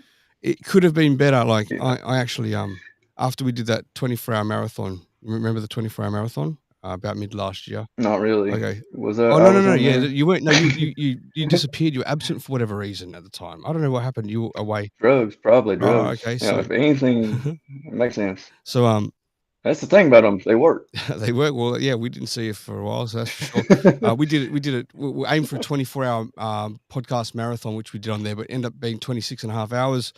We had back to back to back of shows. It God. was great, man. It was so much fun. We had a fucking huge audience. We broke the internet on. Well, we broke Fireside anyway. We couldn't even play the show after because it was like so big and chunky, and we had What, so many people 15 come through. It was gigabytes? fucking. It was just. It was such a good event, man. I think we should fucking line something up like that again. But yeah. There's a club that I'm in, the World Comedy Foundation. Like I'm one of the like big members in it. It's got over 1,000 comedians like in it, and they did a 24-hour comedy like special thing last year and this year. It went really well. I could maybe hook you up with them Please do. and Yeah, that'd be nice. see. Um, I don't know. There's a Fuck, chick that runs it name, but I won't say her name, but she likes to make things more difficult than they are, and I'll then put her. come in I'll and be put her in like, a. Is she one? Is she the oh, one running it? Is she? yeah, like shut your mouth when you talk to me. You know you like it. um, I'll do my best to get along with these people, but then if that doesn't work, yeah, we become. We don't Oh get along man, so well. have you ever seen like when people turn like they start not liking you because like you're funny or anything like that? Like you make their girl laugh and you can see like the light go out of the dude's eyes. And he's like 3 Bud Lights deep and getting kind of Yeah, crazy. there's this one right here. I'll Uh, play the sound clip for you. #1 podcast of the world, the Rocstedi podcast. Now let me tell you the story behind that. She's dead now. This is Wendy, and what happened was we came into Fireside, us guys, right, and And we did what we did, right? So there was the chosen creators around the world. I think top 500 creators were chosen around the world to help launch Fireside. They had the first 100 or so, whatever it was. I think I was about number 150ish or so, right? When they chose it. But That's a good number in yeah, there. something like that. He's Paul Vardo. I finally gave in and started trolling on Twitter, and I could not be happier. Hey, Paul Vardo, I hope you listen to this story. I'm going to play this again for you to have a listen. #1 podcast of the world, the Rocstedi podcast. Now that's Wendy from Fireside. She's dead now. I just wanted to say that again. So Oh yeah, damn, that's hot. yeah. So it's pretty harsh. So what happened was this. All these original, they're like the OGs of Fireside come on before us. Then we came on, right, and then I think I was one of the first from our group, and then brought on a lot of other people, and we came swinging Yeah, from the you brought fucking me on. chandelier, bro. We were like, yes, like we're motherfucking stereo motherfuckers, like, and they're all prim and proper, and they don't swear and shit like that. Anyway, Yeah, that's what did a lot of it. We knew what we wanted to do, and we though. and I we think and we that's what just helped the took most. over, right? But like, thing is, Paul Vardo was already on there, but Paul Vardo's like, he was like one of us. Like he doesn't go around swinging and from the chandelier swearing, but Oh, yeah, he's a he fucking degenerate. slips right in with our crew, right?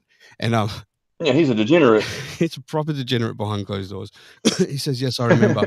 And anyway, so because we were upset so many of the original people that were there, the OGs, right? Because of what we were and how we swear and stuff. This chick, Wendy, got pissed off about this. And I didn't know this at the time. And I did an interview with her. So I did an interview like about her life and things like that. But she kept blagging on about, I don't want to talk bad about her now because she is dead. But anyway, she talked not Fuck so it, she good ain't about her gonna in care. her life, right? But on the show where I got interviewed by Stephanie McGann Jansen, right? Yeah, I remember Yeah, that. That was that awesome. was, and thank you. I remember when you popped up too, by the way. But you might remember Wendy popping up and then asking something, and I was talking about someone who'd was delaying one of the shows. One of my guests was a woman at the time, and I won't go into who it was, but it wasn't Wendy. So after she started, Oh, it was that drunk woman. no, but yeah, let's call her the drunk woman, right? Oh. Anyway, so she starts saying, Oh. she's like, I know you were talking about me in messages on the show. I'm like, what? Like, I didn't know what she was talking about. In the end, I said, no, I was talking about this show with this person. So she backpedaled because there was two parts to her interview. She's like, oh, I can't wait to get interviewed again by the best best podcast in the world, the Rocstedi podcast, right? Left it at that. Then a couple of months later, when we did the marathon, she was pissed because she said, you're this egotistical, toxic, masculine guy who comes up and you look at the man, you've got a sword with a helmet, like it's just toxic masculine. I said, what the fuck? Like, she came out of nowhere, and bro, Look she at left you. me all these fucking all these like recorded voice messages on WhatsApp, like totally abusing the shit out of me, right? And she's like, and you come in and you swear with your stereo people, scum, this and that. I said, you want Wendy? Oh my You God. know what, Wendy? I don't give a fuck. You can fuck off, right? And so she kept going on. I said, just don't even message me. She kept going on. So in the end, I went back and I found that clip of her saying this a couple of months. Oh, I can't wait to get interviewed. And I put the drum beats to it, and I just sent her the like full like logo of my shit. You know? #1 podcast of the world, the Rocstedi podcast. Oh, that's. I just kept sending it to her, I and that love shut her that. fucking mouth, right? And that was the last message that we sent to each other. But yeah, she's dead now. She actually died of cancer after that. Well, just shows you what you get for being I mean, I'm not laughing that she died of nice cancer. I'm just lady. like, probably she should have just shut her mouth. There was no point for that. Yeah, I mean, Anyway. maybe God does have a sense of humor. Oh, shit. No, maybe he does or doesn't, but I'm not going to put it out there publicly, but Elvis fucking does. The memes that Elvis sent were the best, dude. I miss him. Is he still alive? So yes, he is. He is. I fucking miss and love Elvis. He's like my best friend in the world, right? I was thinking I must have offended him or something. No. And He I was like, disappeared no. from everyone, including myself, right? He just had to go through his own stuff. This is probably hence why Shotgun Candy's kind of on hold at the moment. Like, without going to his personal stuff. Who said this here? Wait, shit, can we curse here? Yeah, of course you can curse here, no problem. Feel me and talk to me. I will. Fuck yeah. Paul, so moral of the story is don't mess with Rock. Yeah. Hey, or God. ever cheat on me. Oh God. No, God will fuck you faster than anybody. I'm next, It's his man. favorite thing to God's gonna do. wipe me off next. But yeah. So no. So Elvis is good, man. Like he actually, he's uncontactable at the best of times, as you know, right? Really, really difficult. Oh yeah, Yeah. like wildly inconsistent is his best, Uh, your best chance of getting a for hold of him. conversations and stuff, like to touch base with him. But it turns out that he went AWOL a little bit too long there, and I had to do some really, really deep digging to find out how to get in touch with him, and I did. And then he finally was able to catch me up on a couple of things, and then he started making a little bit more of an appearance. We did a show. He pops in and out sporadically, not there like before, but I'm not sure. I hope he comes back. It's like he's like a spirit or He's something. well, he's already faked dead Elvis once, right? So we don't want to like do it a second time. Yeah, He might come back as let's Tupac not this time. like antagonize him. Oh, let him come back as 3-Pac. He's a little bit more than that. three Pac, yeah. So yeah, he's around, man. Like he every now and then he pops into these shows and leaves a message as well. But I like to know that. That just makes me feel better. sure. You know? A lot of people ask and they hit me up like I'm the one they go to ask that, right? And sometimes I didn't have an answer for a long time. Yeah. Like, him and I know things about each other that the public don't, like deep secrets about each other and like our lives and things like that that we share. He's a pillar of strength for me in those times, for sure. Even though if he's not around like he used to be, it doesn't matter. He's someone I like always need to have in my life. I respect him, so much. and like that's weird for me. Like I don't really respect a lot of people because unlike what everybody says, like, oh, I want to give it whenever it's earned instead of just automatically giving it to somebody for some dumb reason. Like I feel like I should or something, and that leads me to not really respecting a lot of people or caring what a lot of people think. I always find, if I find myself like starting to agree with the general consensus or like the like majority, I'm like, okay, I have to reevaluate how I came to these conclusions because most of these people are fucking dumb. People watch daytime television. That's a whole demographic out there. It's awful. Did you find that breathing at their mouth? Low intelligence creates high frustration for you with your high intelligence? Yeah, absolutely. Yeah, there's some things I just can't understand how people don't understand the things I understand. Like, But you had to be older to realize that before you just assumed people did, and then you realize that they're not, and you didn't know why. But now you've understood that it's because they're just not as intelligent. I find that with some things, and no disrespect to the dum-dums out there, but I'm not saying I've got a high IQ like Keith Burr, but sometimes some dumb shit just pisses me off. Well, I like to keep it pretty maintained and on an even keel, but I like to say a lot of dumb shit too, like to keep everything leveled out. Because with this accent, I'm afforded a lot of leeway in conversation. Like I can say something stupid as hell and just be like, "Oh, I don't know no better. I'm a old country boy. Oh, let me square dance on out of here." Mate, it was my cousin wife. People are like, "Well, I feel like we just cultured him." It's true, Jeff. It's Pineapple says can't win an argument with a stupid person. It's true. You just got to give up, right? This is the thing. Like you go into it and then you stop because you know there's no point, and they think they've won, and then they blag about it. That pisses me off even more. You win a knife fight with one though. What's that? Sorry. You win a knife fight with a stupid person. Yeah, you can't beat a bullet now, can you? Hey, Ma, get my goddamn gun. Yeah, a gunshot's the universal language. It sounds the same in every one of them. Fucking bang. What's your stance with guns over there? Are you a gun nut? More, bring it on. Yeah, of course I have guns. I don't have guns. What are you talking about? No, I never asked you. Are you a gun nut? Do you like them? Do you love them? Do you like to shoot them?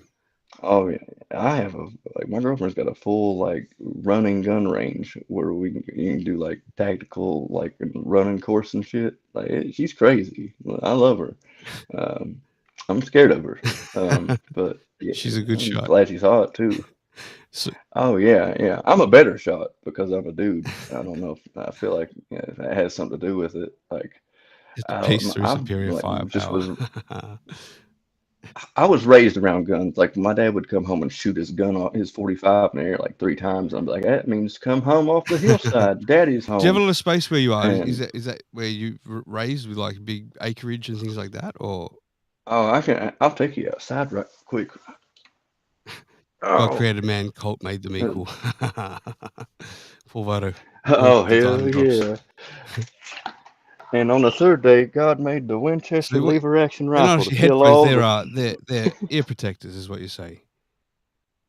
You just Yeah, use this them to make it this is to look block like all the stupid right. shit. Yeah, I'll pretend like I'm listening to music so I don't have to talk to you whenever you try to say hello to me at Walmart and be like, "Where are you going to be at this? Are you going to be at the reunion?" No, I'm not going to be at the reunion. You know why? Because you're going to be there. I'll be honest, Keith. I would be scared, but I'm not so worried when those headphones are probably going to be flopping the weight of your head around so much that you can't keep a straight eye to aim straight. So, oh, yeah, you got a decent size yard Oh, there. That's a decent. yeah, listen, it's crazy. I can go cross-eyed. Like I stay up long enough, and one of my eyes, I swear to God, just starts drifting. And We have a it's not drifter. even that I'm bored. It's just I'm exhausted. And it's trying to find sleep. I'm blind as shit too. I don't know if I told you that. The glasses Um, kind of gave it away. well, no, those are actually not for looks, buddy. They're necessary. If somebody knocked them off of me, I'd starve to death in the grocery store. But you got this one eye that runs Uh, away from you. Like you can't. You sort of you'll never be a teacher because you can't control your pupils for one thing. But the other thing is when you're aiming on the target, you accidentally shot your neighbor. Apparently. I can actually shoot around corners if I try hard enough. You know, I don't even have to hold it sideways. Then he got it right with the Remington 700 lever action. 30.06 a day later. Winchester But sucks. Preacher. whenever you need to kill a home intruder in your neighbor's house through your refrigerator, yeah. So what do you use Yeah, for fucking, like targets then out there? oh, I usually just use like for target practice and all that. I just use like a 22 or like I really like shooting skeet, like clay Like but pigeons and you shoot stuff. in your yard, right? Like you shoot out in the backyard. Oh Yeah. yeah, like I've conditioned my neighbors though over the years to not Don't say a think that goddamn thing like that. yeah, like to hear automatic gunfire over here, nobody even bats an eye. It's Right, crazy. right. Like I'm lucky, Well, the last three people or they're lucky. I didn't don't live know. to tell the tale anyway. Yeah, dead men tell no tales. They sure keep their mouth shut. You know, that's the one good thing about them. You can count on them for that. Got a lot of coal mines here. You know, So do you go shooting for they any deep. game animal at all over there, or you just shoot for fun? I just shoot for fun, you know. I ain't never got hungry enough to. I mean, I've went hunting before, like I've shot deer and stuff, but it ain't anything that get like dick hard, like some of these crazy people out here. Like, I'm gonna get up at 4 o'clock in the morning and hike up in the woods 17 miles, and then kill a deer and have to like haul it out on my back. That's crazy to me. That person is running from something. Like, they just don't like his family, or I don't know. Oh, that's funny. I made a joke about baseball. Like people that go to baseball games are just guys that are too scared to admit they don't want to spend time with their family. Nobody likes baseball. It's America's past. It's like fucking 4 hours, like 15 minutes of excitement spread out over 4 hours. You know, it also looks like it'd be played by cats. So Yeah, no, it's hardly one of my favorite sports. Yeah, I don't mind to see it, but I wouldn't go out to a ball game. you know what I love is women's volleyball. Yeah, that's fucking. I Those watched that on the Olympics, bro. I was like addicted to women's volleyball. It was amazing. They've all got that same yeah. shaped rig, dude. Like they're all fit as fuck. It didn't matter what country they're from. That was Oh just hell yeah. awesome, dude. I They all got a low center of gravity, like that big donk on them. You know, you can't knock her I've off. She never built like a fetched off weeble so wobble. much with chicks with their clothes on. And I was still finding myself being like, I bet guys could do it better. Oh, am I a misogynist? No, but you still, WNBA. Oh, 19 to 19 and no dunks. Who wants to see that? Nah, dude. Yeah, I'm with you, man. The volleyball, like, have you ever done competition shooting? Is a question from Paul Vado. By the way, if anyone wants to leave Yeah. a voice message, you can do that on my Instagram, Rocstedi_live. Leave a voice message. No one's done it yet on this show, surprisingly. Who's going to pop the cherry? Who's going to go for it? Leave us a voice message. We can play it for Paul, for This is Keith Burr. Morgan Freeman. Right. So yeah, his Hello, question was, Morgan have you ever Freeman. done competition shooting? Yeah, yeah. Back whenever I was really into like sports and stuff growing up. I peaked in high school. I know that. I'm very aware of myself. Like I'll never be that version of me again. I was a athletic just specimen. It was crazy. But I could also shoot too, which requires no athleticism whatsoever. And it's funny because even a fucking morbidly obese dude can be out there and be a great shot. But I won a Kentucky State shoot with pistols whenever I was 14. Like I used to go to summer camp too, and like we'd have like rifle badges and stuff we'd have to earn. Like I would outshoot my instructors all the time. Like it was pretty cool. Like I just love being better at stuff than people. Just to be honest. Like I like making hard stuff look easy. Sure. It's my favorite thing. Nom says, "Is there a limit? Oh, gross. No, fuck that virgin stuff." Yeah, fuck that. Who wants that? Yeah, Like, fuck that. no. Pop that cherry stuff. You know You don't have to pop a cherry. the You just old, ease you it in. mean Pretend it's your second time. Who cares? Just someone leave a message if you can. paranormal nativity? We usually like the last Oh show with yeah. Worm. We were bombarded with messages. Couldn't keep up on the screen and with the. That's because Worm's more personable No. than I I think am. I think there's Probably some is sort why. of I don't know. There's a glitch happening on this system this time, like messages It's and stuff. probably me. Like I have a weird effect on technology. Like I'm like a ghost around like a battery or something. I'll just drain it or something and cause weird like technical difficulties. I don't understand it. It's infuriating. But you've seen it happen with me. Like I just can't get shit to work, and I'm smart. That's the thing. I've seen no, You I know, don't it's, know. I wouldn't say I've no. I haven't really seen you glitching up with technology. I don't know. I oh, love it. thank God. I hide I it well. love technology. I love getting my hands on these things, bro. Like, I think when we started doing those shows last year, at the start of last year, I didn't have a fucking clue how to turn on a roadcaster, and now I'm like hooking up fucking platforms like you wouldn't believe, dude. Like connecting shit. I'm connecting keyboards to my roadcaster, which is connected through my virtual reality headset, and people in in the VR world can hear what's going on with you guys on the screen. You guys can hear that, and I can stream what I'm seeing on the screen to hear. I'm like, no one fucking told me that. I just enjoy it, figuring that out. I just figured out I can do it. It's like Yeah, masturbation. exactly. And I know how to do it. And I haven't even used it publicly, yeah. But I just still jerk off every day, Heck yeah. Right. I used to barnacle up to the jets on the jacuzzi like a little dirty especially like especially in barnacle. church, at the Oh right under the Lord, fucking. tabernacle. So That's why they call them altar boys, buddy, because they'll never be the there we same. go. We've got a message. Thank you. And it's to no surprise. It's Mrs. Red Rose, one of probably the best human beings on the planet Earth. She's like one of my best friends in the world, man. Such a reliable, loyal friend. Here we go. Well, Mrs. Red Rose.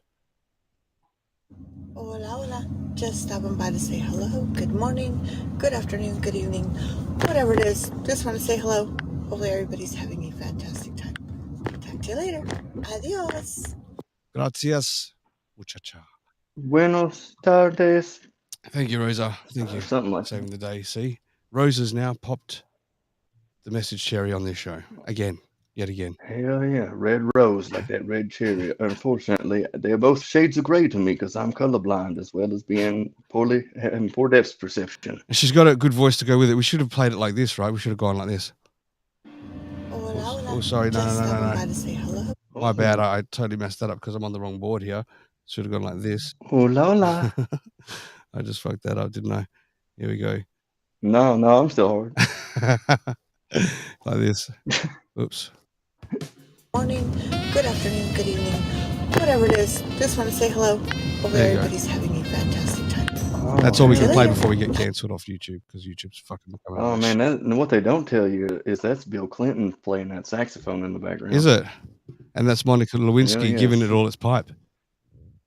Yep, Slick Willie and old Monica Lewinsky. Monica lost. I loved Bill Clinton, We man. just I played it, even Rose. I remember don't know being if a you heard kid it, but and we just played it. Yeah, she just said left you a message, but we did play it. Unless her message was late coming up here. Not sure. bro, do you remember? Of course you do. You're a little bit older than me. Remember back in the Bill Clinton scandal and stuff. I was a kid and stuff, but like I even remember thinking like as a kid, it's like I don't think that's that big of a deal. Like you got the blowjob heard around the world. Oh no, it's Oh, I terrible. think it's a big deal as a president of the United States. Yeah, I do. I don't know. I like to think that my president gets blowjobs. How come he could like get blowjobs and like Trump can't grab someone on the pussy? because he interviewed well, where people would be like, "Hey, Bill, what's your favorite kind of fast food?" He'd be like, "I don't know, French fries," and everybody, "I fucking like French fries too." And so he won because people are stupid. Did you hear that? That's pretty much it. Did you hear that clip with Trump with the vagina thing? Oh, grab her by the pussy. No. Yeah, they love that, I'll play actually. it for you because it's on my Instagram, right? But you'll hear it. You won't see it. Where is it? Here we go. You got to hear this, man. Picture taken years ago with her and her husband, nice guy John Johnson. He was a newscaster, very nice man. She called him an ape. Happens to be African American. Called him an ape. The judge wouldn't allow us to put that in. Her dog or her cat was named Vagina. The judge wouldn't allow to put that Vagina. That's true, man. That's a fucking true clip I got off the internet. Who is he talking about? Nancy Pelosi? I don't know who he was talking about, but he was talking about, I don't know who he was talking about actually. Wicked Witch of the West Dude, Wing. Her cat was named Vagina. I love it. Oh, she was really ahead of the times in the whole Judge wouldn't let us put that in. ABC. Have you been asked like what your pronouns are and stuff like that? Not in Australia, man. Not in Australia. And you know what? You motherfuckers need Trump so that you don't keep hearing that shit in the US, because that's just. Let's go down that track. These are the reasons I get cancelled, so I couldn't give a fuck. Let's go. Because you talk about real stuff. Yeah, I can see how that would be kind of. It's a little bit inconvenient. It's just, look, I think Canada seems to be leading the fucking the halt here on its way. So this when we do the prank show after this show, by the way, those that are listening, if you want to catch a prank call show straight after the show with Keith Burr, we might go for another half an hour or so here. It'll be exclusively on Kick. So if you want to be able to follow the show live and drop your friends' phone numbers and things like that on Kick, you've got to give us a follow over there. And if you want to know how to get onto the Kick, my Kick profile, scan the QR code in the top left screen of this show. It'll take you straight to my Kick profile, start a profile up, give us a follow there, and we'll go from there. So I thought about calling a lot of these things to Canada. Now Canada, apparently prank calls are like totally against the law. It's like a big fucking problem. You've really like breached shit. So I thought, that's perfect for me, and I think Keith Burr would like it too. So, do you reckon? I'm just because you're in America, so I understand if you cannot, but I'm not. I'm in Australia. They're not. How are they going to extradite me from here to there? I don't believe in borders. Well, I do in Australia, because if we walk over our border, we drown in the ocean. But that's cool. Hey, we've got. Oh yeah, or they kick you out like any other self-respecting country, not like here. We've got a message here from Clay Diamond. So let's hear who we've got to say here. Hey Rick, I don't know who that kid is with the goofy hair you got up there. Right there. Ellen DeGenerate. Don't read my name when you do this, or the bit's not going to work, because I'm going to be coming back with some different stuff and voices and characters, and the usual stuff. Hell yeah, baby. This has been a message brought to you by the Department of Mind blown. So that's Bart. So now I know. Sorry, this is your other profile there. So thanks for leaving that, Bart. Leave plenty more if you like.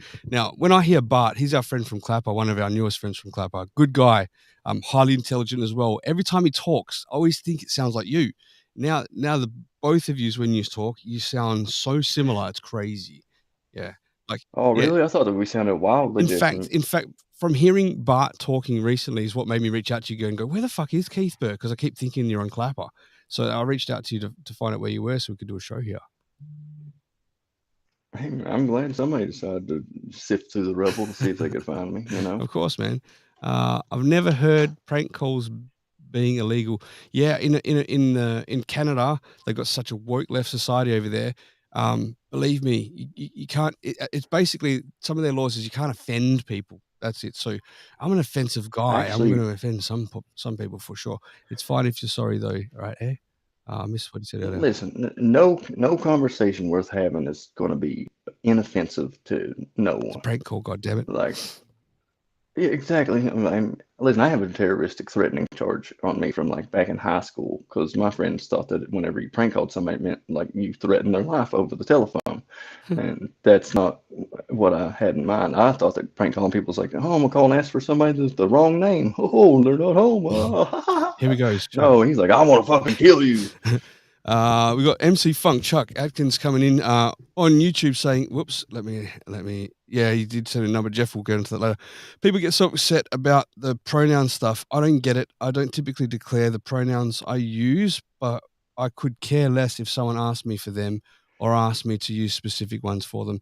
Yeah, I think it much depends on the situation, but I generally do care if it's not a real thing. But if I know that person personally, and I know that they prefer something like they feel satisfied with me helping them by calling them something, I'll do it for my friend, right?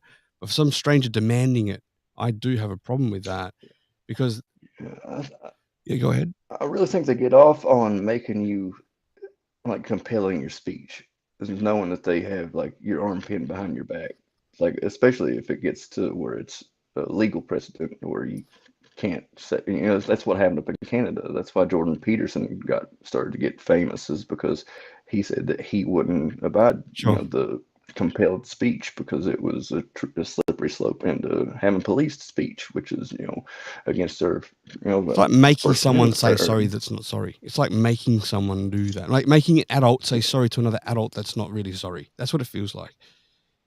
Yeah, and kiss and make up. Yeah. It's Shake weird. hands now. And I think a Shake lot of them, hands. It's like, I think someone well, put it the best way for me. Now, I don't have anything against gay people or who people love or whatever. That's totally up to them, and I respect that, right? I don't care if someone's a vegan and they want to eat plant-based diets and not eat meat. That's fine, right? But the best way that someone put it just recently, I think it was Bryce that said it, is that um, this pronoun transgender bullshit that goes on, that people like making you say stuff, right, is like a vegan trying to force veganism in your face. It's the same feeling. There's yeah. no line Well, crossed. It's their belief that they're pushing it on you, and you're just not interested, right? well, That's I, where I, that's I what it say the feels same like. thing about religion. Religion is everyone's favorite toy that has it. But that's fine and that's all good and well as long as you just play with it at home and don't try to make me play with it. Sure, that's it. You know, Respect. yeah. You want to? I shouldn't know your sexual orientation as soon as you walk in a room either. No, that's right. Like without you saying anything. It's like, Correct. come on. Yeah. That's right. It's like we could take it a step further. I'll say let's take it a step crazier. The people that identify as like the full-grown men that identify as like babies, like toddlers, 2 years old, 3 years old, wearing nappies and stuff like that, right?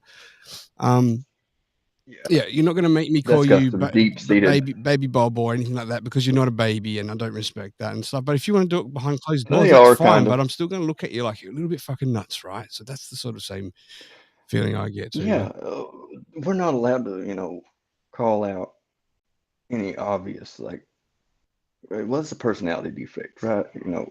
That's got some deep-seated psychological issues. If, you want to identify as you seriously identify as a baby. No, I think a lot of people just want the no responsibility that comes with it, to be taken care of again Sure, instead of and that's instead of having to do anything. I mean, obviously there's some trauma that's gone on, childhood neglect or something for them to want to feel like that, right? So there's some sort of psychological issue there that needs to be dealt with. It shouldn't just be accepted as mainstream, uh, accepted by mainstream, and like there's fucking grown men on all fours, like crawling down the street with a bottle in their mouth, shitting their Oh nappies. Like yeah, that's just oh, like, dude, it's an get out of my face overcorrection or I'll is pull still a your beard off, mistake. type of thing, right? Miss Hotbox says, That- it's like a dick. I don't care that you have one, but if you try to shove it in my face, we have a problem. Yeah. Um, I agree. Try to shove it in my face. Yeah, we have a problem. Yeah. Yeah. Exactly. Like, gay men are Yeah. aggressive. I've found this out. Holy shit. Like, I understand why women feel like preyed upon. Like, if a gay dude like smacks my ass or something, I can't not let him turn around and just knock him out. I have to be like, oh, thank you for the compliment. No, fuck that. Dude, I've got to tell Mm. you how I really, I mean, I understand. I've spoken to plenty of we've got friend women in our group, which I respect. Like, got their back, like, because I never hit on them or anything like that. There are girls that we protect. Now, some realizations came out recently, the last couple of months, about how much women are harassed, and one woman, our friend, said that pretty much an adult woman's pretty much been harassed like somewhere along her life, touched or inappropriately or something. And I was like, no way, that can't be real. Because I'm not one of those inappropriate touches, right? But I see the seediness of dudes out there, and like I really thought, fucking yeah, like I think this happens, especially if they're like somewhat good looking, right? Even if they're not, dude, because there's so many dudes out there that are just, I don't know what it is, like they're Awful. fucking, yeah, they're fucking They're nut takes over, just right? little, So like animals. like the thing is, I started on Kick a few weeks ago. There was an app I found called Monkey App, where it's like Stereo Roulette used to be, right? Where you could just drop it in front of a random and start talking. It could be a troll, it could be a good conversation, whatever, right? But It it's could be video. fun. It's terrible. Yeah, it's video, so it's like you put in front of someone video. That's cool. So I thought I'd give it a go, and I was streaming to Kick at the time, right? Just Kick only, dude. It was the most fucked up, foul thing and experience, and some of the crew know I was just affected by this, right? It takes a lot to move me, man, right? Anyway, like the people on there are kind of youngish. They're probably like 18, or some are younger. Skip them if you know. I was getting ready to Yeah, say. like 18 to 22-ish. They're probably young. And I'm hoping for an older crowd, right, to have a conversation like this. Anyway, then suddenly an old dude drops on. He's got like fucking bald head. He's got like whole like fucking white horseshoe, fucking typical like pattern baldness going on. Anyway, I'm like, oh, finally an older dude, like we can speak and shit. It snaps from this dude, totally fucking nude on the sofa, just locking eyes with me, jerking off, dude. I was like, I'm streaming, you fucking. And I think I burst out in a laugh, but it was a laugh of uncomfortableness. Like I didn't know what to do, man. I skipped the dude. Oh yeah. And like that shit sat in my fucking head, tattooed in my brain, like the rest of the weekend. It was so fucked up. I'm sorry. Because I was thinking about how many kids that. get in front of that. How many kids that aren't fucking 18, they're 14, 12, they are on that app, right? And they like it affected me as a grown man seeing that not just another young dude, but a young chick, like it's so fucking terrible. And there ain't nothing funny about that. That's so fucking perverted. And if the dude was in my hometown, like he needs a fucking bullet to the back of the head, Yeah, there's only one cure for pedophilia. Exactly. It is that fucking bullet, right? Hole behind the ear. Yes. Yeah. It was wild, Chuck. Yeah, Chuck say, yeah. Stop evaluating the exchange of That's what I was going to say. It sounds kind of like that Omegle app, like that used to be out. There'd be like a lot of kids on there, and that's what would happen a lot of times. Like older guys get on there and act like predators and shit. Which I don't understand the simp culture, man. Don't understand the what culture? Simp culture. What's the simp culture? Guys that what do we call that? Second place basically all the time. Beta guys, not alpha. Like right, they're like fucking loser dudes. Yeah. Like they say, they're simps. Like I think it's simps, like simps, like they're like fucking errand boys. They'll do anything for women, but they're desperate, like kind of desperate sort of dudes. Is that what you say? Exactly. He's my best friend. Yeah, he's a good listener. Yeah, I don't know. I call him a cuck. Yeah, he's waiting. Yeah, that's all it is. It's like he's a coward. He's waiting, and see that they call them simps, like SIMP, like they're simple or stupid. It's not really that. It's like they actually prey on their sympathies. Right. Like, dude, we have we have a message that's been sitting there for 7 minutes. I hope it's still fresh. It's from Bart. So Bart from Clapper. Here we go. I don't know what he means. That don't sound nothing like that. I really mind my business, eating my biscuits and mustard. I don't think you can talk like that, Rock. You're just a boy. See how you do impersonations? He does impersonations too. Just saying. Yeah, simps, man. Okay, so you call them simps. I call them cucks. Yeah, I never got it as well. Elvis and I did when we first jumped on Stereo and you're finding your feet about shows and things. We did it was a good thing for us to call yes, Losers is another name, correct? We did the Alpha Male show. It was just about how to be. We're no professionals, right? We're just what we would do as men for our women and children. Right. And it's like the respect that you give. There's other men that like to degrade women, put them in like lower value to make themselves feel good Me, and shit, and I, that I sucks. like to do that too if they're into it. Different. All right, so there's different types of different things. I see where you're going there. But as for all in all, right, we protect our women, we look after our children, we protect them number one, right, because they're our future. And it's about it's about what you don't fall for and the things you do stand up for, and it's just our opinions, right? But I think it seemed to ring a bell. But at first, we had a bunch of women coming in as though we were trying to be this big swinging dick alpha male, and it wasn't the case. It was more about um, it's just more about what the future generations are Like lacking, right? morality. Yeah, these snowflakes are lacking, right?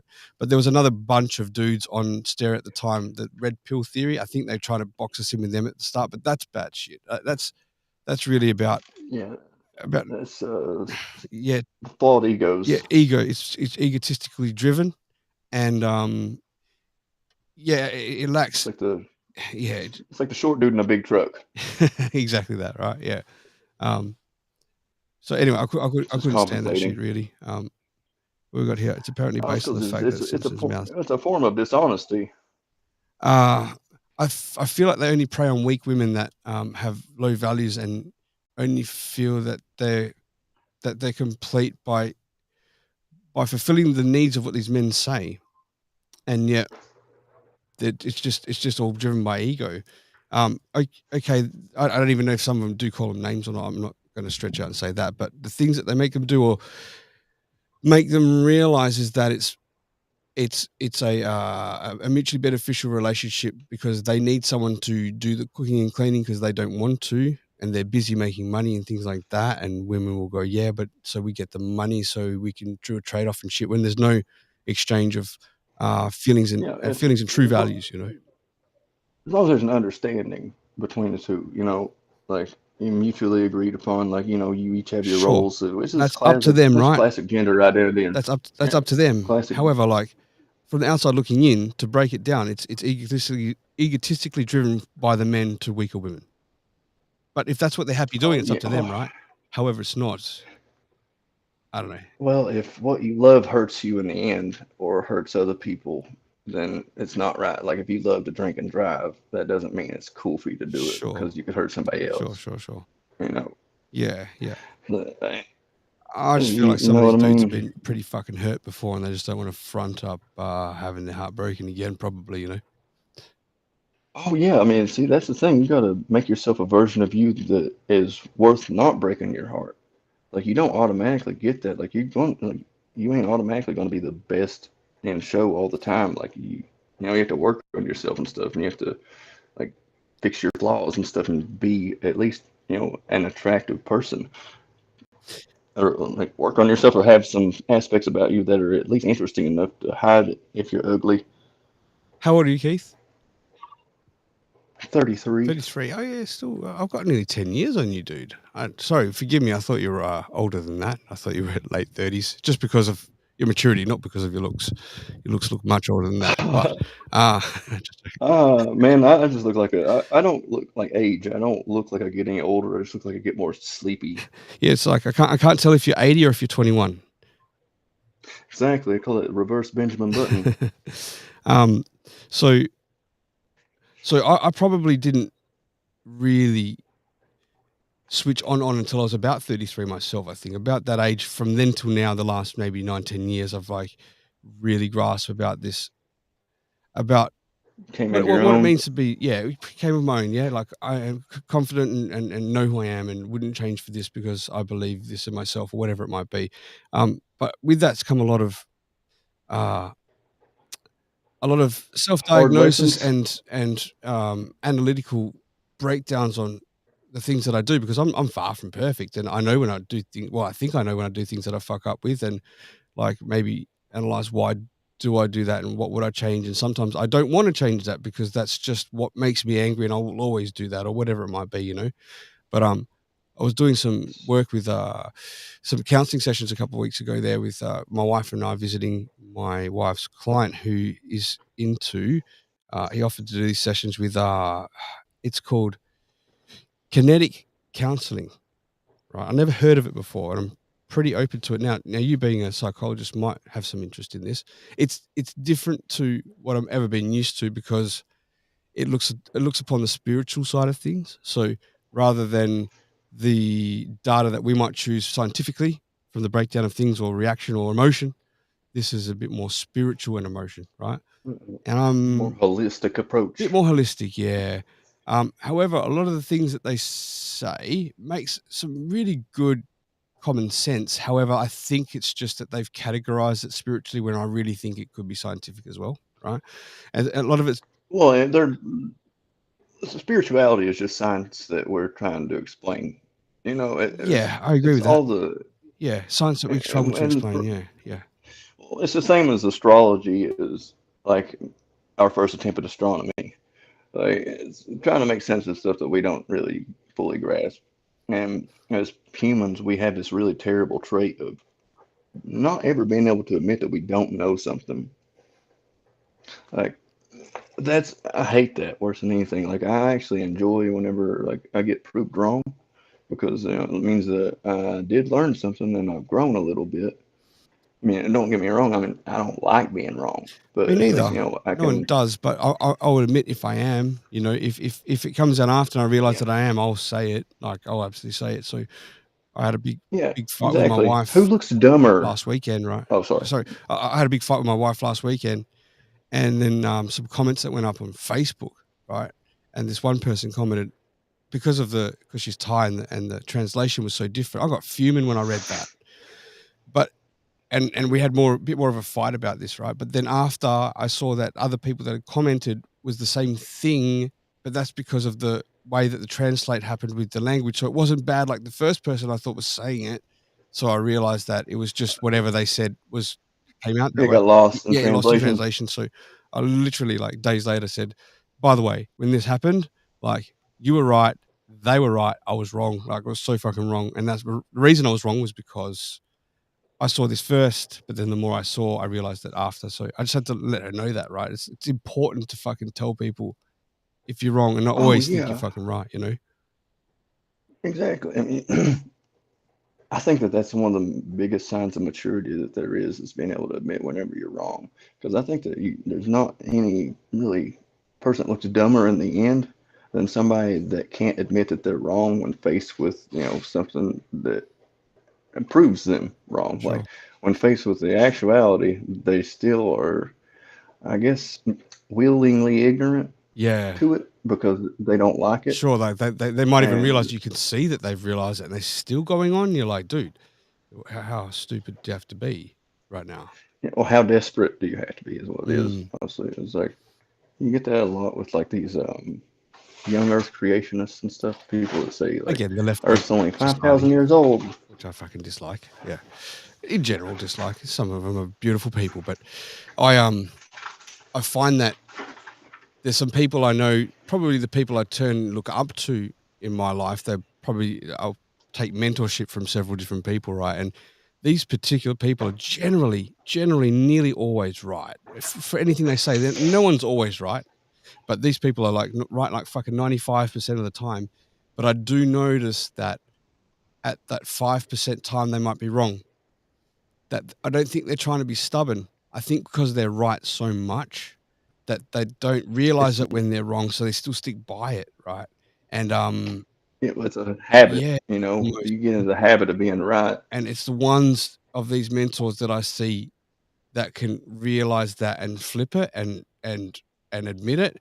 That's the respect I get. Like, damn. It's not that I don't respect the other ones. I think they're just too caught up in their own Yeah, their own egotistical bullshit. belief that they're always right. Yeah, that's not the case.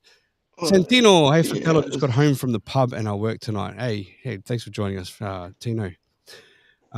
This, it's like everybody that's ever preached to me about morality using the Bible as a shield.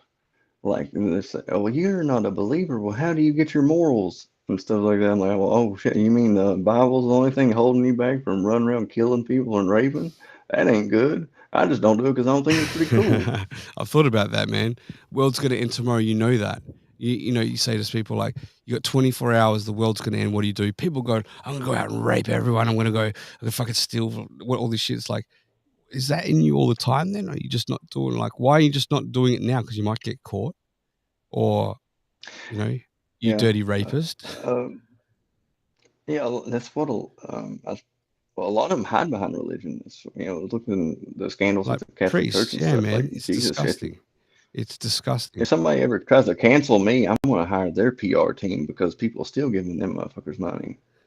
Dude, Like, my eyes have been really and opened a lot lately about this, and I won't go into the person that was just speaking with during the week, but we, that person that I'm friends with was worked around uh, having access to some of these files that things would happen to children, and the person said a lot of the stuff that happened with priests was just disgusting, and I can imagine what was going through their head reading that stuff. Having to read that would be traumatizing, It's so fucking bad. This shit out there is rife. And I know that oh we yeah, could be walking through it's the like, shopping center, dude, right? And we pass 300 people over a couple of hours of walking through. You've definitely passed some pedophiles, no doubt. You just don't know who the fuck they are. oh, exactly. I mean, and we're trying to make it more normalized now. They're trying to change the actual verbiage of it from pedophile to a minorly attracted person and all this stuff. Never, not on my fucking watch, man. I will never drop a knee for that ever. I wouldn't stand it strong. There's a guy on social media called the Suffragants. Give him a follow. He keeps getting cancelled because he stands up for, as a father. He's a UK guy. He stands up as a father against all this bullshit that's going on, all this fucking pedophilia and stuff. It's terrible, man. It's one subject that really fucking bothers me, and because there's a clip I watched recently with Congress asking a woman who in the US uh, about the follow-up phone calls to the homes that they delegate these children for, like that are orphan children, right?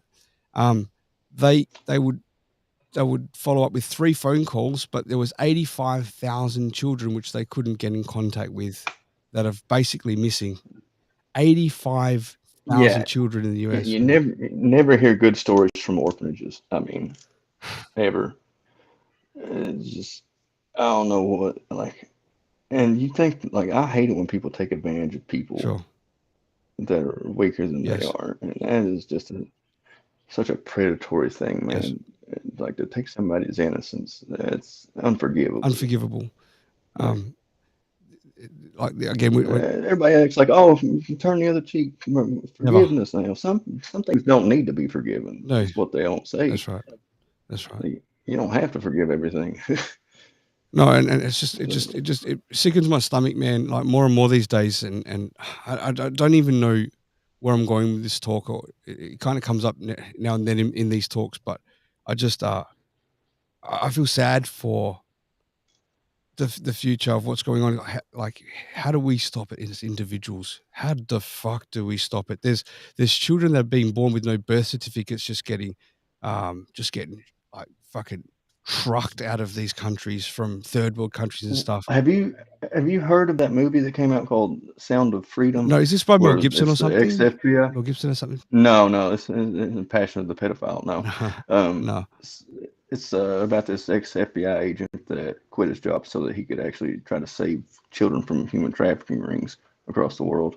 And the left is like going like weirdly like denouncing it, like saying it's just a movie for drunk soccer dads or and stuff like that, or just pretty much saying that nobody's coming to see it. Like there are theaters that are saying, "Oh, we're sold out of tickets," and or nobody's coming, and be like a full theater.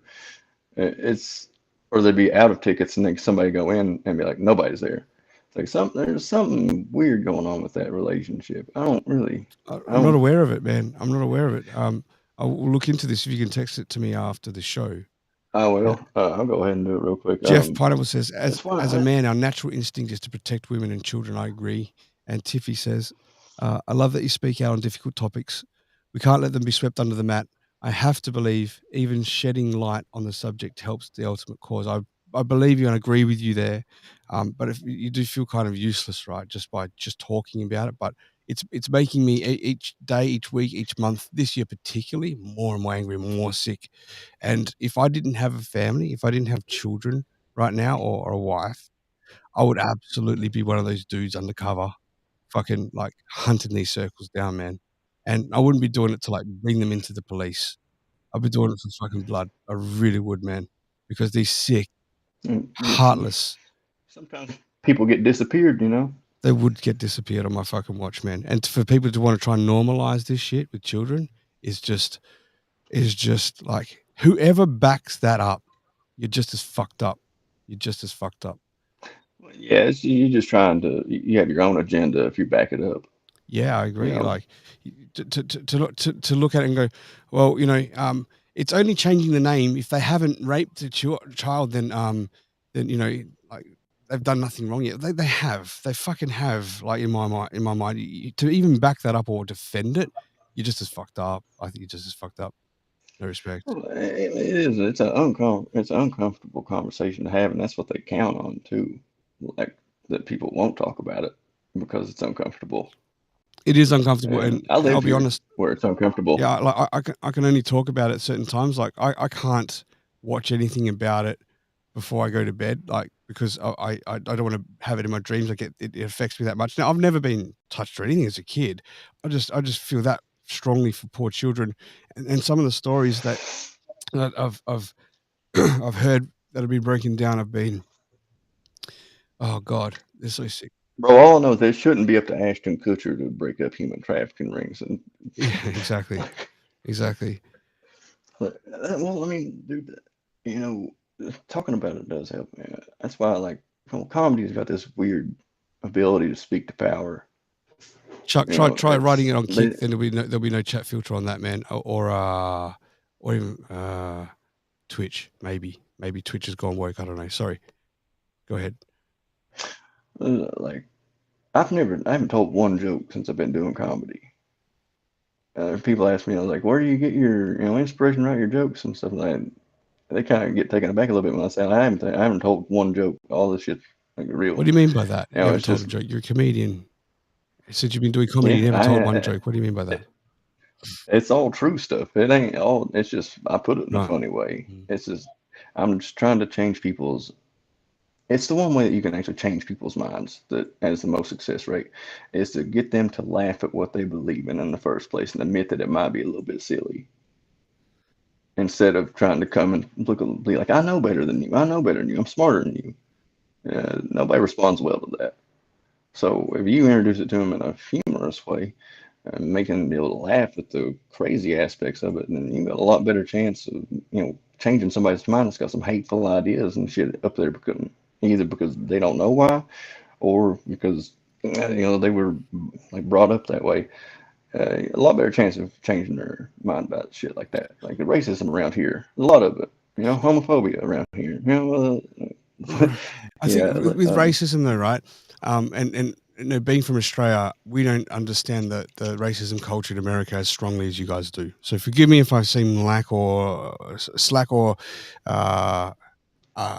I apologize if I'm not being as empathetic as I should. I think I understand it pretty well after spending those couple of years on stereo. Like I think I understood now. Before that, I did not. It's not anything like the left like heralds no, but what I'm about trying to be. say Like here, though, there's is that with racism, let's just say black slavery, right?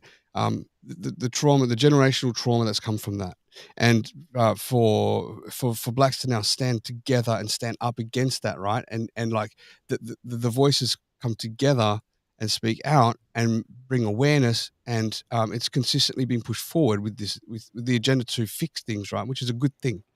However, when it comes to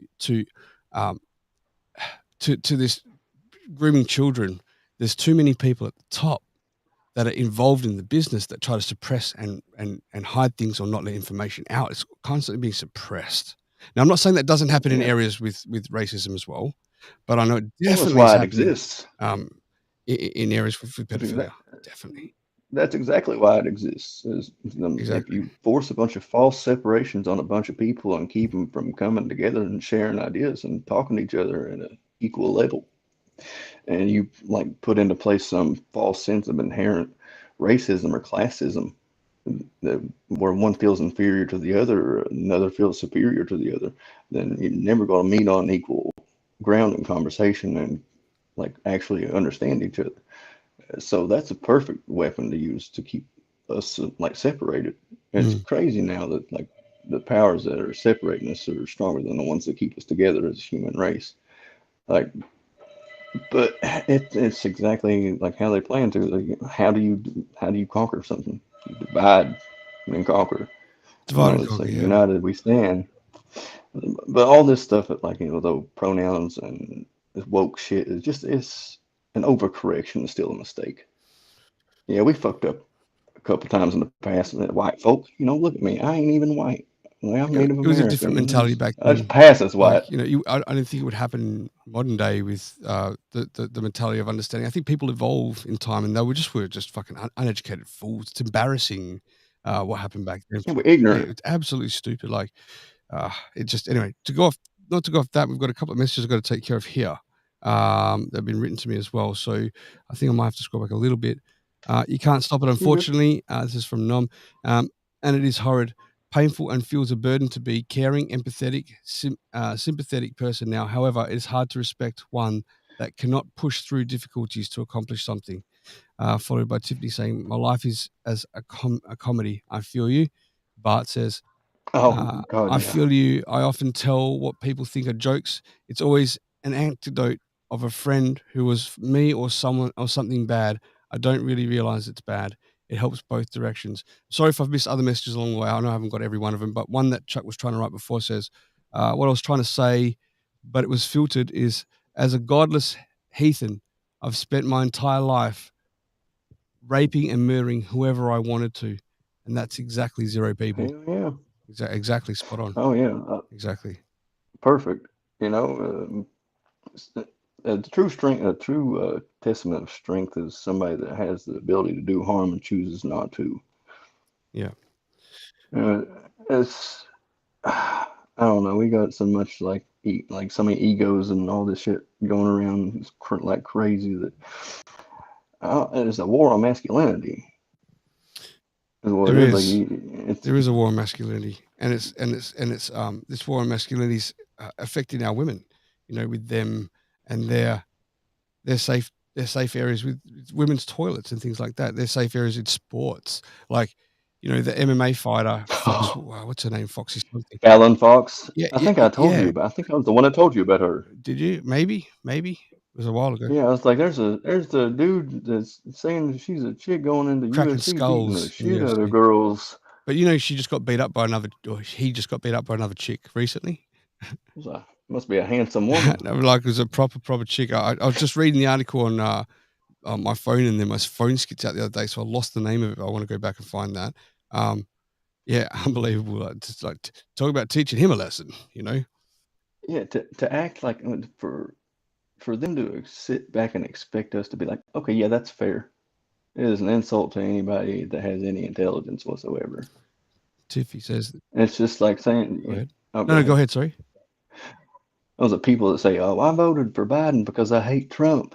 It doesn't make any sense to me either. It's like saying, "Well, they're out of Pepsi. I'm gonna drink this gasoline." It's Yeah.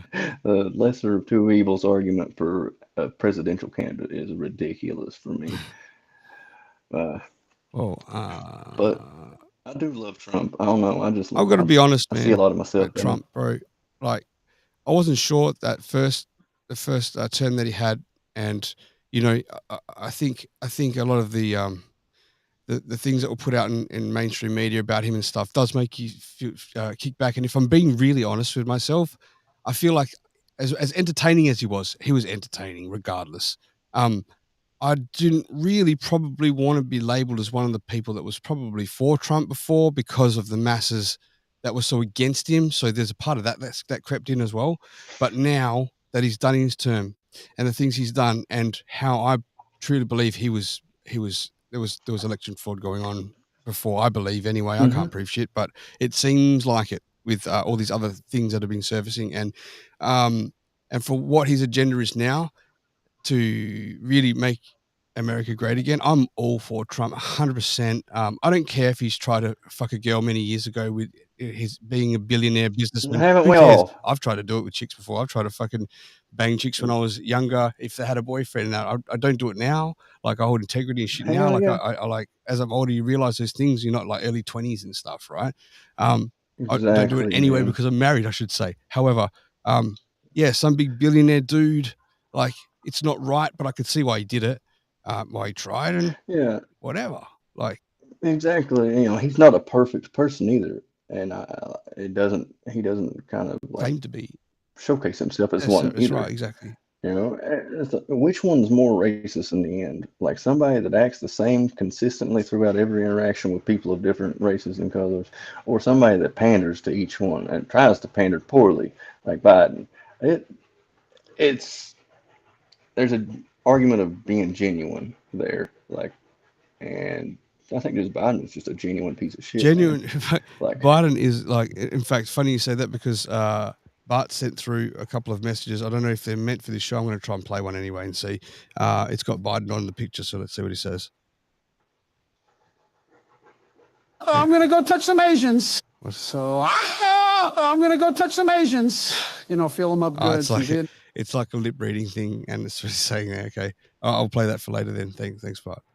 I can't tell what was for the show or not. Oh, want to give me the money to put for the Asian boys? And funny that I say all this stuff too about like the transgender stuff. Like this is where I back it up too. Like obviously I lived in Thailand for 6 years, right? So I was exposed a lot to the ladyboy culture. There is just like under your nose everywhere you go, right? So it's like it's accepted, it's fine. That no one tries to push anything on you there for sure. And also like when there was a ladyboy which in Thai is called katoi, right? But you can't say katoi because that's rude to say that. It's probably like saying tranny, I guess. But you could call them lady boys.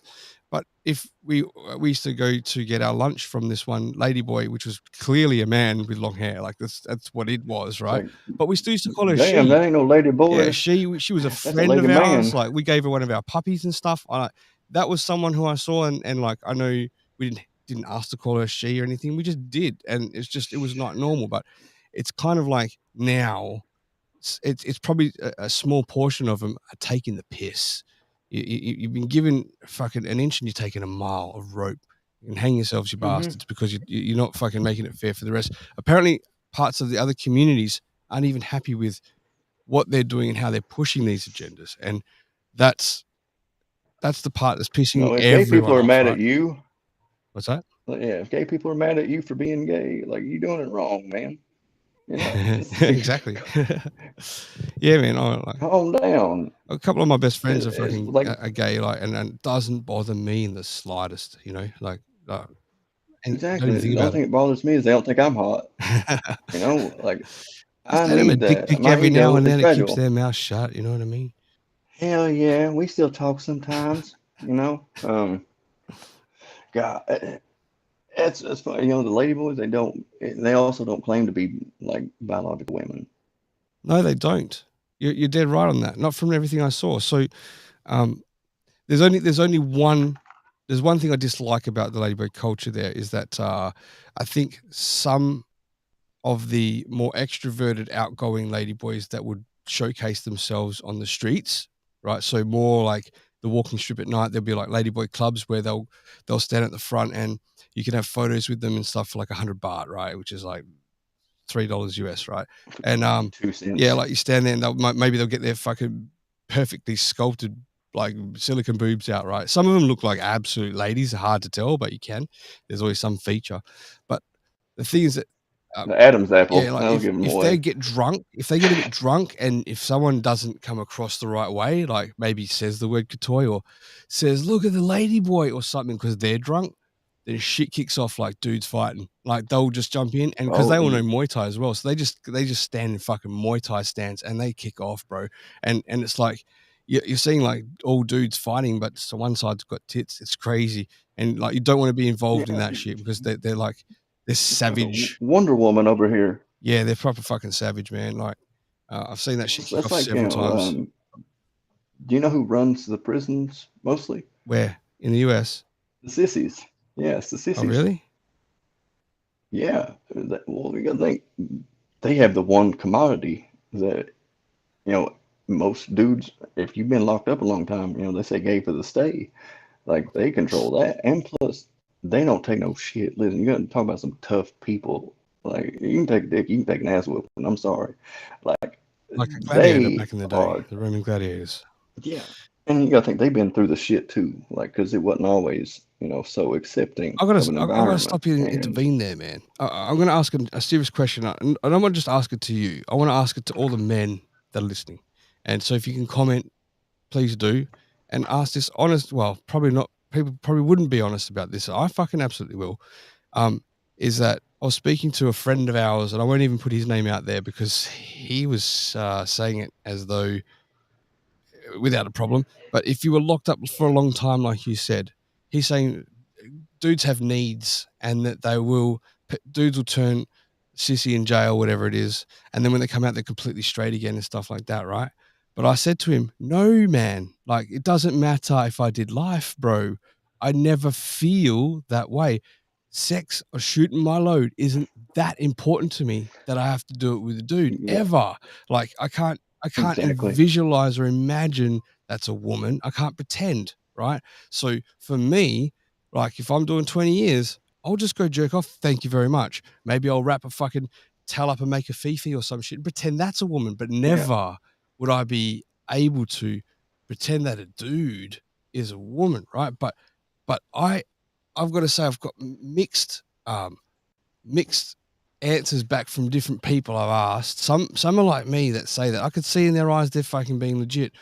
Others say, nah, I wouldn't either. But I'm like, I can see you fucking would, dude. And there's others that go, yeah, well, probably would. You don't know till you put it in. I'm like, well, you're gay. You are gay. And there's nothing wrong with that.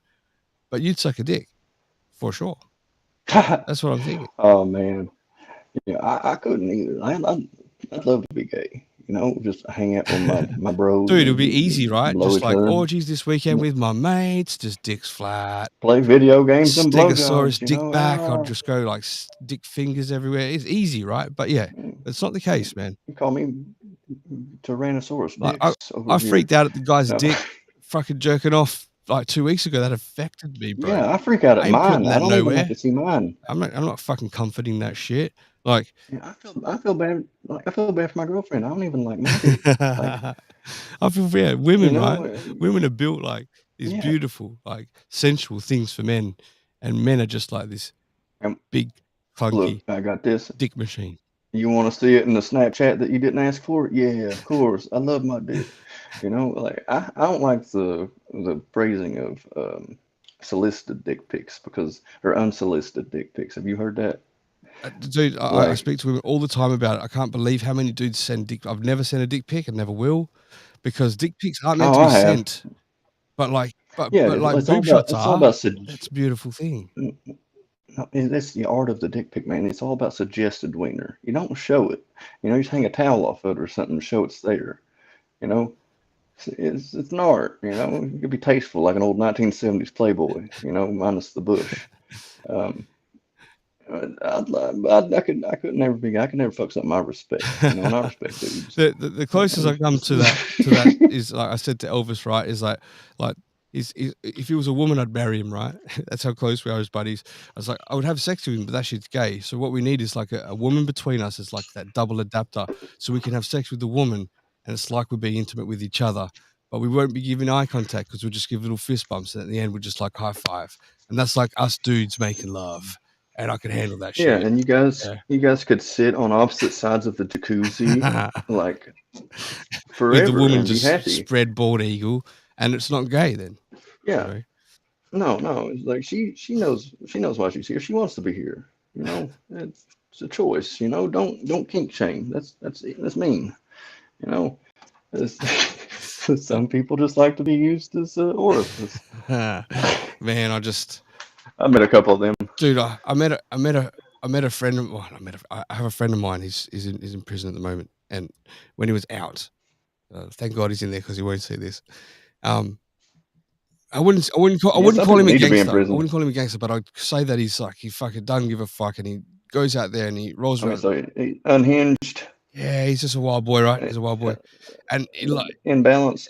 Yeah, pretty much. But like, he loves his sex. He loves his women. He fucking fucks around like a porn star constantly, right? Dude. Constantly. And so when one fucking time we were speaking, and I think he did 7 years prison or something at this time, when he came out, and he's God like, damn, that's a long he's like, time. oh, would you? He goes, he called. He's like, well, would you fucking would you ever fucking let a guy do something to you in jail? I said, no, bro, like that. He goes, no. He goes, no, just a suck, like just a suck, like as though that Willingly? was No. okay.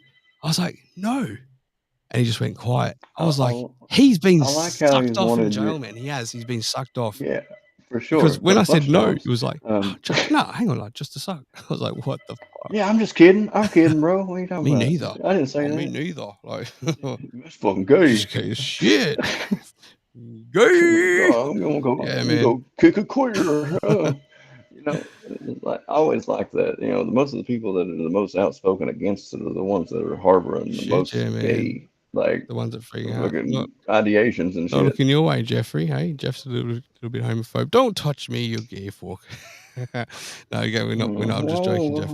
I'm not, man. I'm not homophobe in any way, dude. Like, I'm fucking totally fucking or pushback. He said.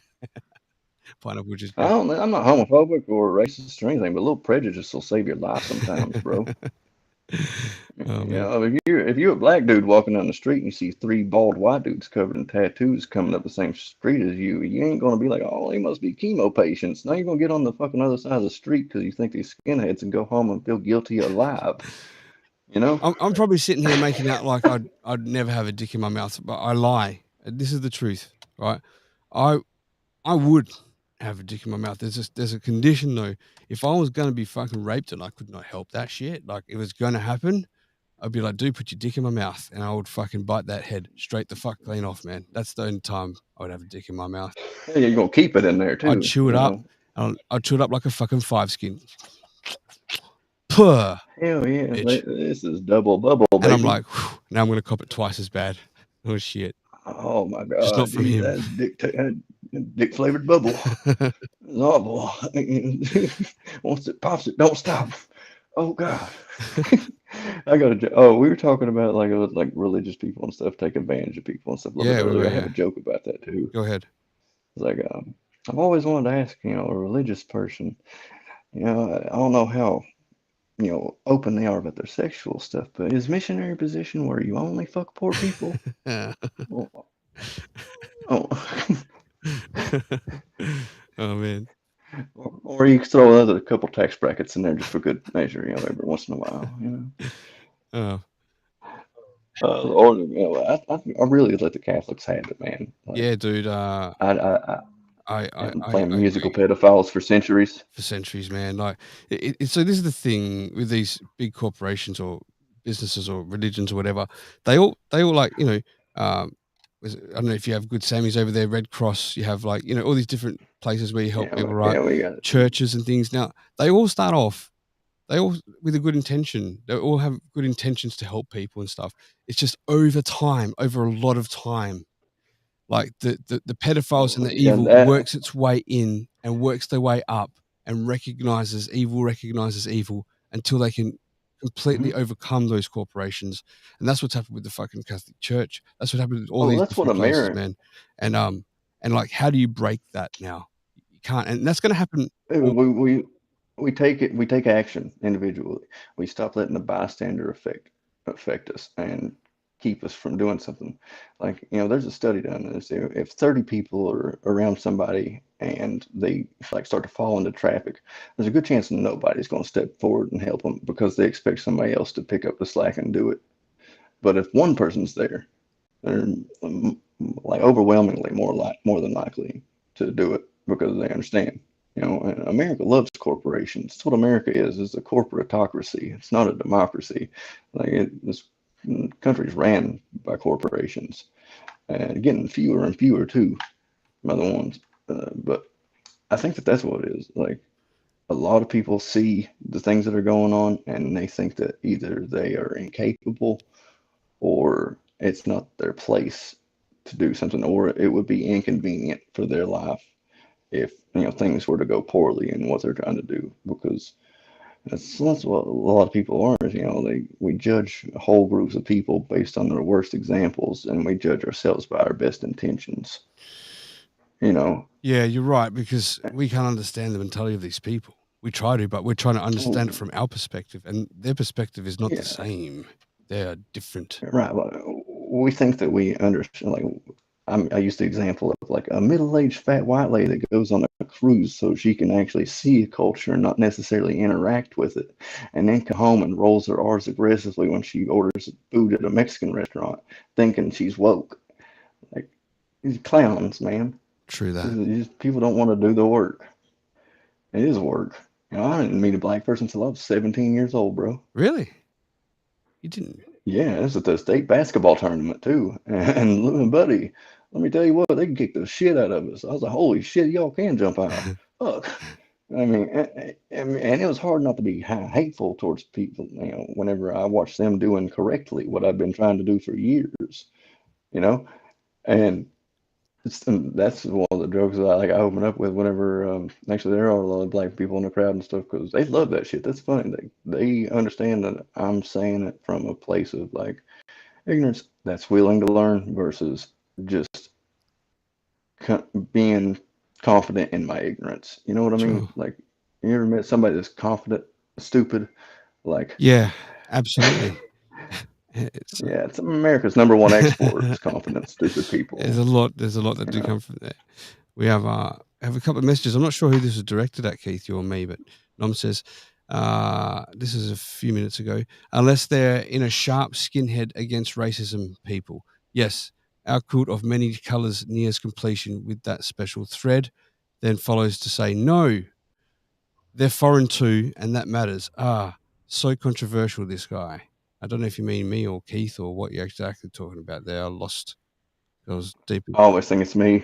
I don't know. And then we've got Daz Cowbell. Thanks for joining. Daz says, hey, Rock and Keith, thanks for the conversation. Appreciate that. And Norman says, thanks for listening. I don't understand the bystander effect, and I'm thankful for that. Drove me to act when others wouldn't, but it hurt me a lot. I just think it's worth it for the net gain of Earth's population. Yeah, agreed, man. Agreed. Yeah, it's absolutely true that no good deed goes unpunished. So yes, he's right. That's the truth, man. Holy shit. I only learnt that about 8 years ago, that saying. And I really thought about that. And that's fucking true. No good deed goes unpunished. It happens all the time. Yeah, because it opens you up for people to take advantage of you. They see that you're a kind person. And they're like, okay, well, how do I capitalize? How do I gain off of this? Plenty of them out there. Plenty of them out there. Oh yeah, I mean, I've been that person. Like, I'd be lying if I said I wasn't. True. Me too. I've got to admit it. Right, I've got to admit it. I would say much more in my younger years, my learning years. I didn't go out and aspire to be that, but I think we almost fall into that with society and protecting our ego and protecting, or going for acceptance and things like that, right? But as you get older and more confident in yourself and who you are, like, you don't give a fuck about what people think. You don't give a fuck about fitting into those boxes or not, or what have you. It's just like, I'm more proud to be me, however that is, and I'm unapologetic for it, for anyone. And like, again, I'm not perfect, and when I realize the areas I'm not, I try to work on it, but for the most part, I'm just happy being me, That is something that a lot of people never get. I'll admit, like, in high school, I was God's perfect asshole. I was irresponsible with it, son. Like, it was bad. Like, but now, like, what you're talking about, like, I'm glad I don't go through the same stuff I used to get laid. Sure, and I'm guilty of that, man. I used, when I was like young, I used to do what the typical dude would do, and you bullshit to a girl about like, oh no, it's like you and nobody else, and I'd try and get laid like the same day with the next bird, right? But I got caught like that when I was young. I got caught like quite young. I was about 20 years old, I think I was. And I got sprung. I was sleeping with 3 different girls, and one found out. Cool. Yeah. I was triple dipping, bro. I was triple dipping like every day of the week. It was great. And then one found out, told the others, fucking sprung me. It was a big thing. So I ended up from that point forth just being honest about it. Like, to girls, like, I don't want anything serious, and I don't you know, and that makes dude, it it was the best thing ever. Like I wasn't hurt. I'm not saying people didn't get hurt, but they were getting hurt on their own choice. Then I wasn't lying to them, yeah, and things like that. And yeah, you weren't manipulating them into yeah, it. now I Like, still made yeah, mistakes along the way doing that stuff too. Yeah, but for the general most part, that shit. yeah, I was like, it was the That best shit's thing. like an aphrodisiac for girls. Absolutely. Like, yo, what's It became up? a tool. So I was like, I'm purposely telling them, even if I'm not now. I am. What's up? I'm Keith, and I'm emotionally unavailable. You know. Yeah. How you doing? That's it, baby. I'm gonna make you crazy. How about that? I'm gonna move you in with me. Oh, you're a terrible person. Let's throw 3 years away on you. Tuesdays and Thursdays, baby. Yeah, It's someone else's turn, I'm afraid. I'd be like, I'd pick a girl up, and she'd be like, "I'm gonna take me down the road. I'm gonna fight this bitch." I'm like, "Yeah, she sounds like a terrible person.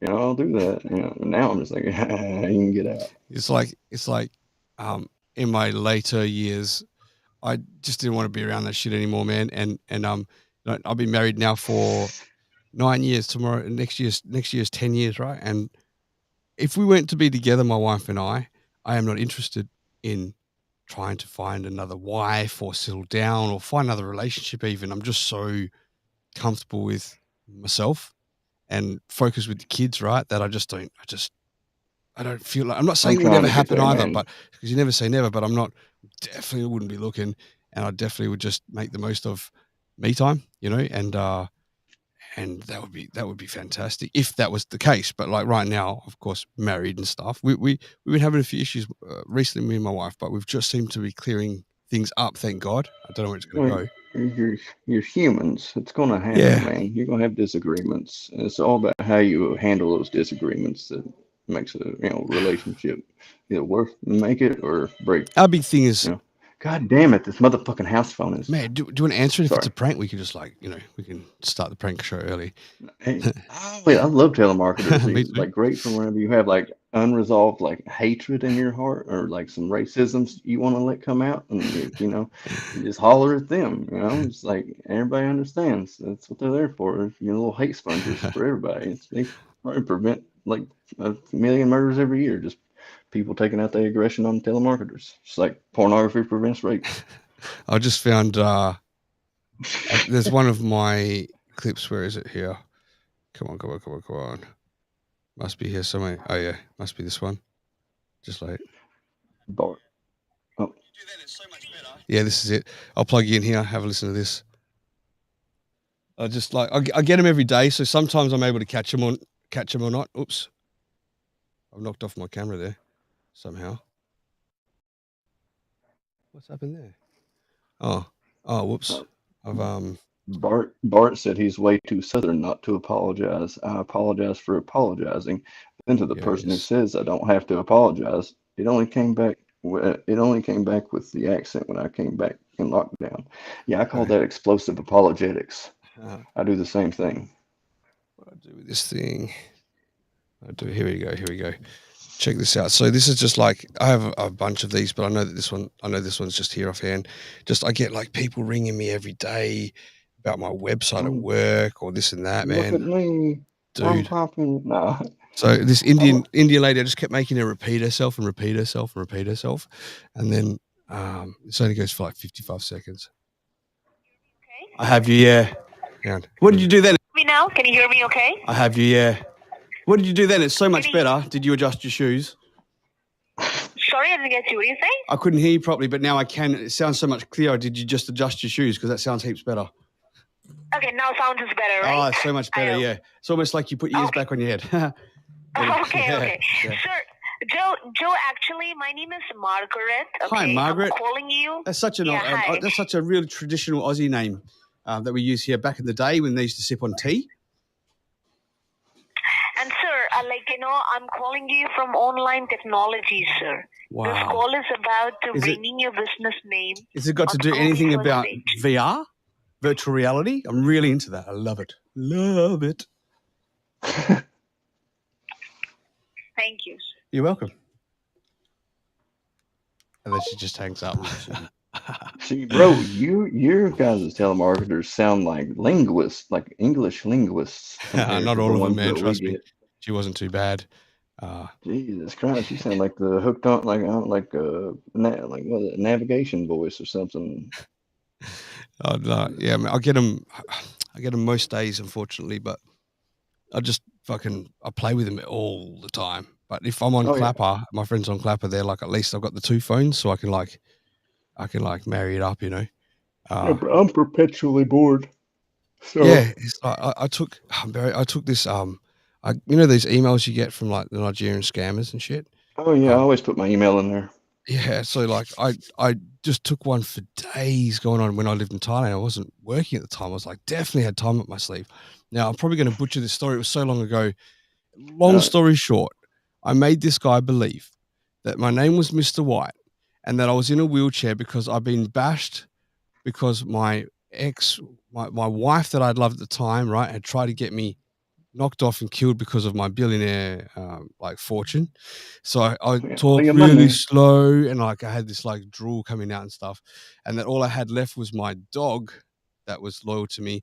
But I was speaking on behalf of this dude sometimes, as I did the Bucklow voice, right, as though I was his carer, and this dude just didn't give a fuck. He just kept pushing and pushing and wanted the details and all that stuff, right? Phone numbers, addresses. And you could tell when they just suddenly drop it, like, oh, what state do you live? What town do you live in? So you're like, all right, that's one thing What they're was trying your to get. social again? Yeah, like so I'll just fucking I was realizing along the way, and in the end, I took him for a ride, saying that I was going to give the details the next day because I believed that this dude was going to be able to free my funds that were like locked up in fucking wherever, right? So my king fucking relative.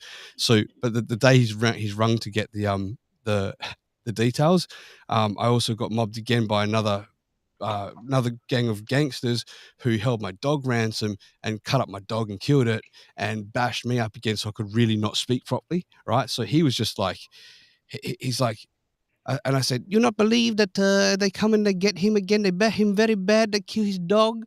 And the guy was he's going, "Oh my god!" Like he was actually taken back, shocking, but he still wanted to continue with the details. So I'm like, "Right, motherfucker." That's amazing. Dude, so I got on there and I was slurring my words, I go, only he knows the password for this, right? So I'm going, T, T. He's going, T? I'm going, no, T, T. And he's going, P? I'm going, yes. And I just took so long to give all these details, right? And he fucking took him, this prick, and fucked off. But then when he came back for more, I said that the man died. He died overnight from his fucking bashings and shit. So he didn't get the last bit of information. I strung him along for days, man. It was great. Yeah. Dude, now I love long game stuff, man. Like Long game. that's my shit. The long game shit. For real. Like I appreciate it. Like that's a craftsman that can do that. Well, see, the thing is, I don't know anyone like me in my life, my circle of friends that will do the things I do until I met you guys online. I'm like, these people are my people, man. Like we can run these jokes together, bro. And we have, like, we can fucking, we can have some fun with this shit, you know? That's good. We get each other, you know, like, and we can also fucking take a joke too. Like, You could take a joke like we take a dick. oh, don't get all hard now.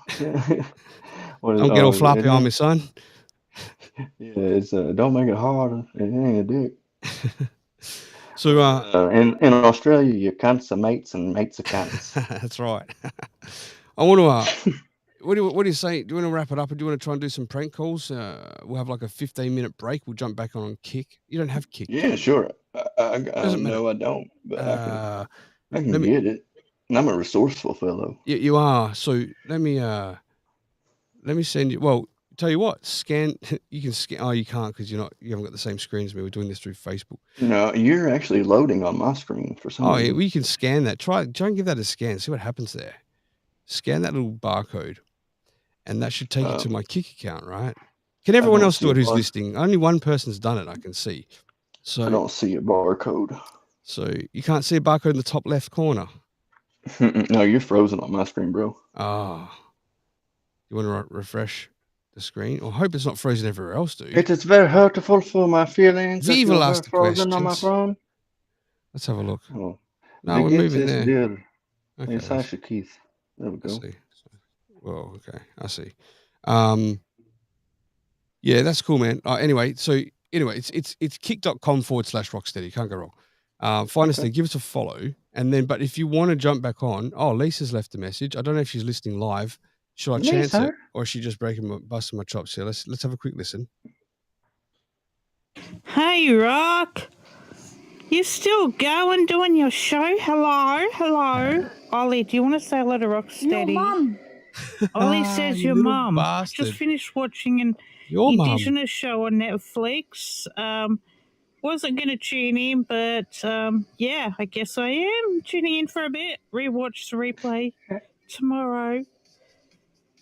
Hey, Keith. I don't know if you remember me, Keith. How are you, I remember. Keith? Yeah, okay. Love you, Rock. Okay, boy. Andrew Tate.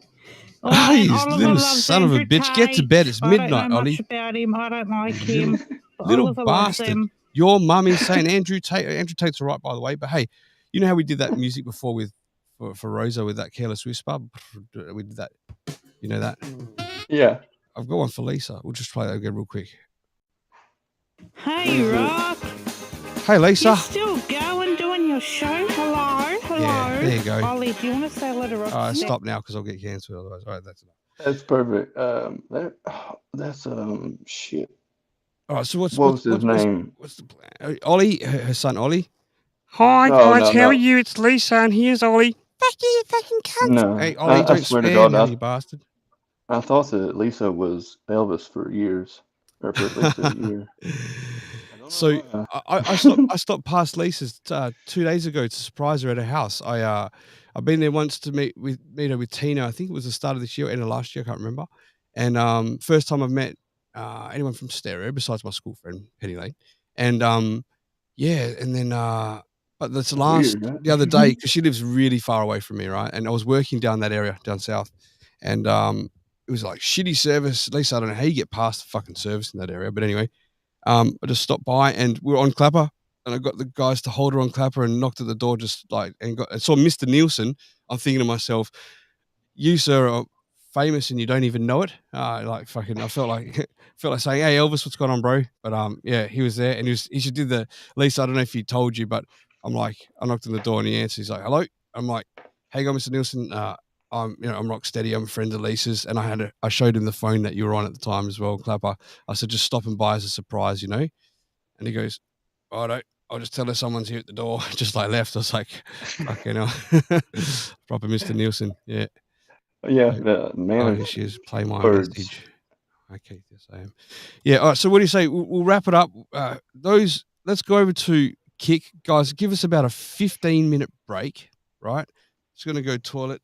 Grab a drink, get ready, and we're going to go live on Kick, Keith Burr and myself, and then if anyone wants to listen through Clapper, I'll start a Clapper room. I'm not going to bring anyone up, so we just don't get any interactions through the listeners, unless someone like Rose is there to moderate it, okay? And then if you've got phone numbers of people, which a couple have sent through, I'm going to try and give them a call, prank call them. Hopefully it goes a bit better this week. I've also got some ideas of calling some other places, so I might reach out to the audience and say, can you please give me a number of a local Walmart or things like that, because I've got an idea of how we can prank them. And Keith Burr and myself, we're going to have a bit of a go, and we'll see how we go. Yeah. It's going to be exclusively on Kick only, and if by any chance you can support on Kick, for $5 for 1 month subscription, you can cancel it straight after you put it on. I need to get 20 subscriptions in 20 days. 20 subscriptions in 30 days, which will help get to the next leg of what I'm trying to do on Kick. So I really appreciate that. So I said, I bet Bart will handle the Clapper shit. I don't know why I know that. He isn't my secret identity. How? How what, Jeff? How what? I'm not sure what you mean. So, okay, I'll explain it when we're over there. So those that want to come over and have a listen, throw some numbers out, we'll have some fun anyway. And, it could go pear-shaped, it could go all right. Hopefully don't get any bans from Canada, because I want to target them guys. I wouldn't respect a ban from Canada. You can try. You go, Justin Castro Trudeau. There you go. Keith Burr's Cash App. There you go. DKB 1990 is my Cash App. Support you. Support me. I'll explain it when we're over on Kick. There's a little button, subscribe button you can press, and then you can support a starving artist. I'm hungry. Keith Burr, it has been a pleasure. I want to do this again, man. It was a good talk, right? Like it's, I want to keep going, but then it starts to push the time out a little bit much, and I want to get these pre-calls done as well. It's a little bit exhausting to listen to people for over 3 hours, you know. That's all good. This is about our catch up. People can listen or they can't. It's up to them. But I appreciate those supporting, and fuck you those that don't. Guys that are listening, please like, share, subscribe, do all that shit because it helps the algorithm. Thank you for the messages. That certainly helps as well. I appreciate that. It really does. It really does. It's been a pleasure, my brother. I will call you back in about 10 to 15 minutes. Same way. Sounds good. We'll do it through here, and then you should be able to hear what's going on, and we'll do some calls. All right. Sounds good, brother. Thanks. I'm going to do the outro here. Let me find that again here somewhere. Behind you. I'm terrible at goodbyes, so I'm gonna pop on out. All right. We'll see you later. Thanks to those listening. Cheers. Appreciate it. Bye, everybody.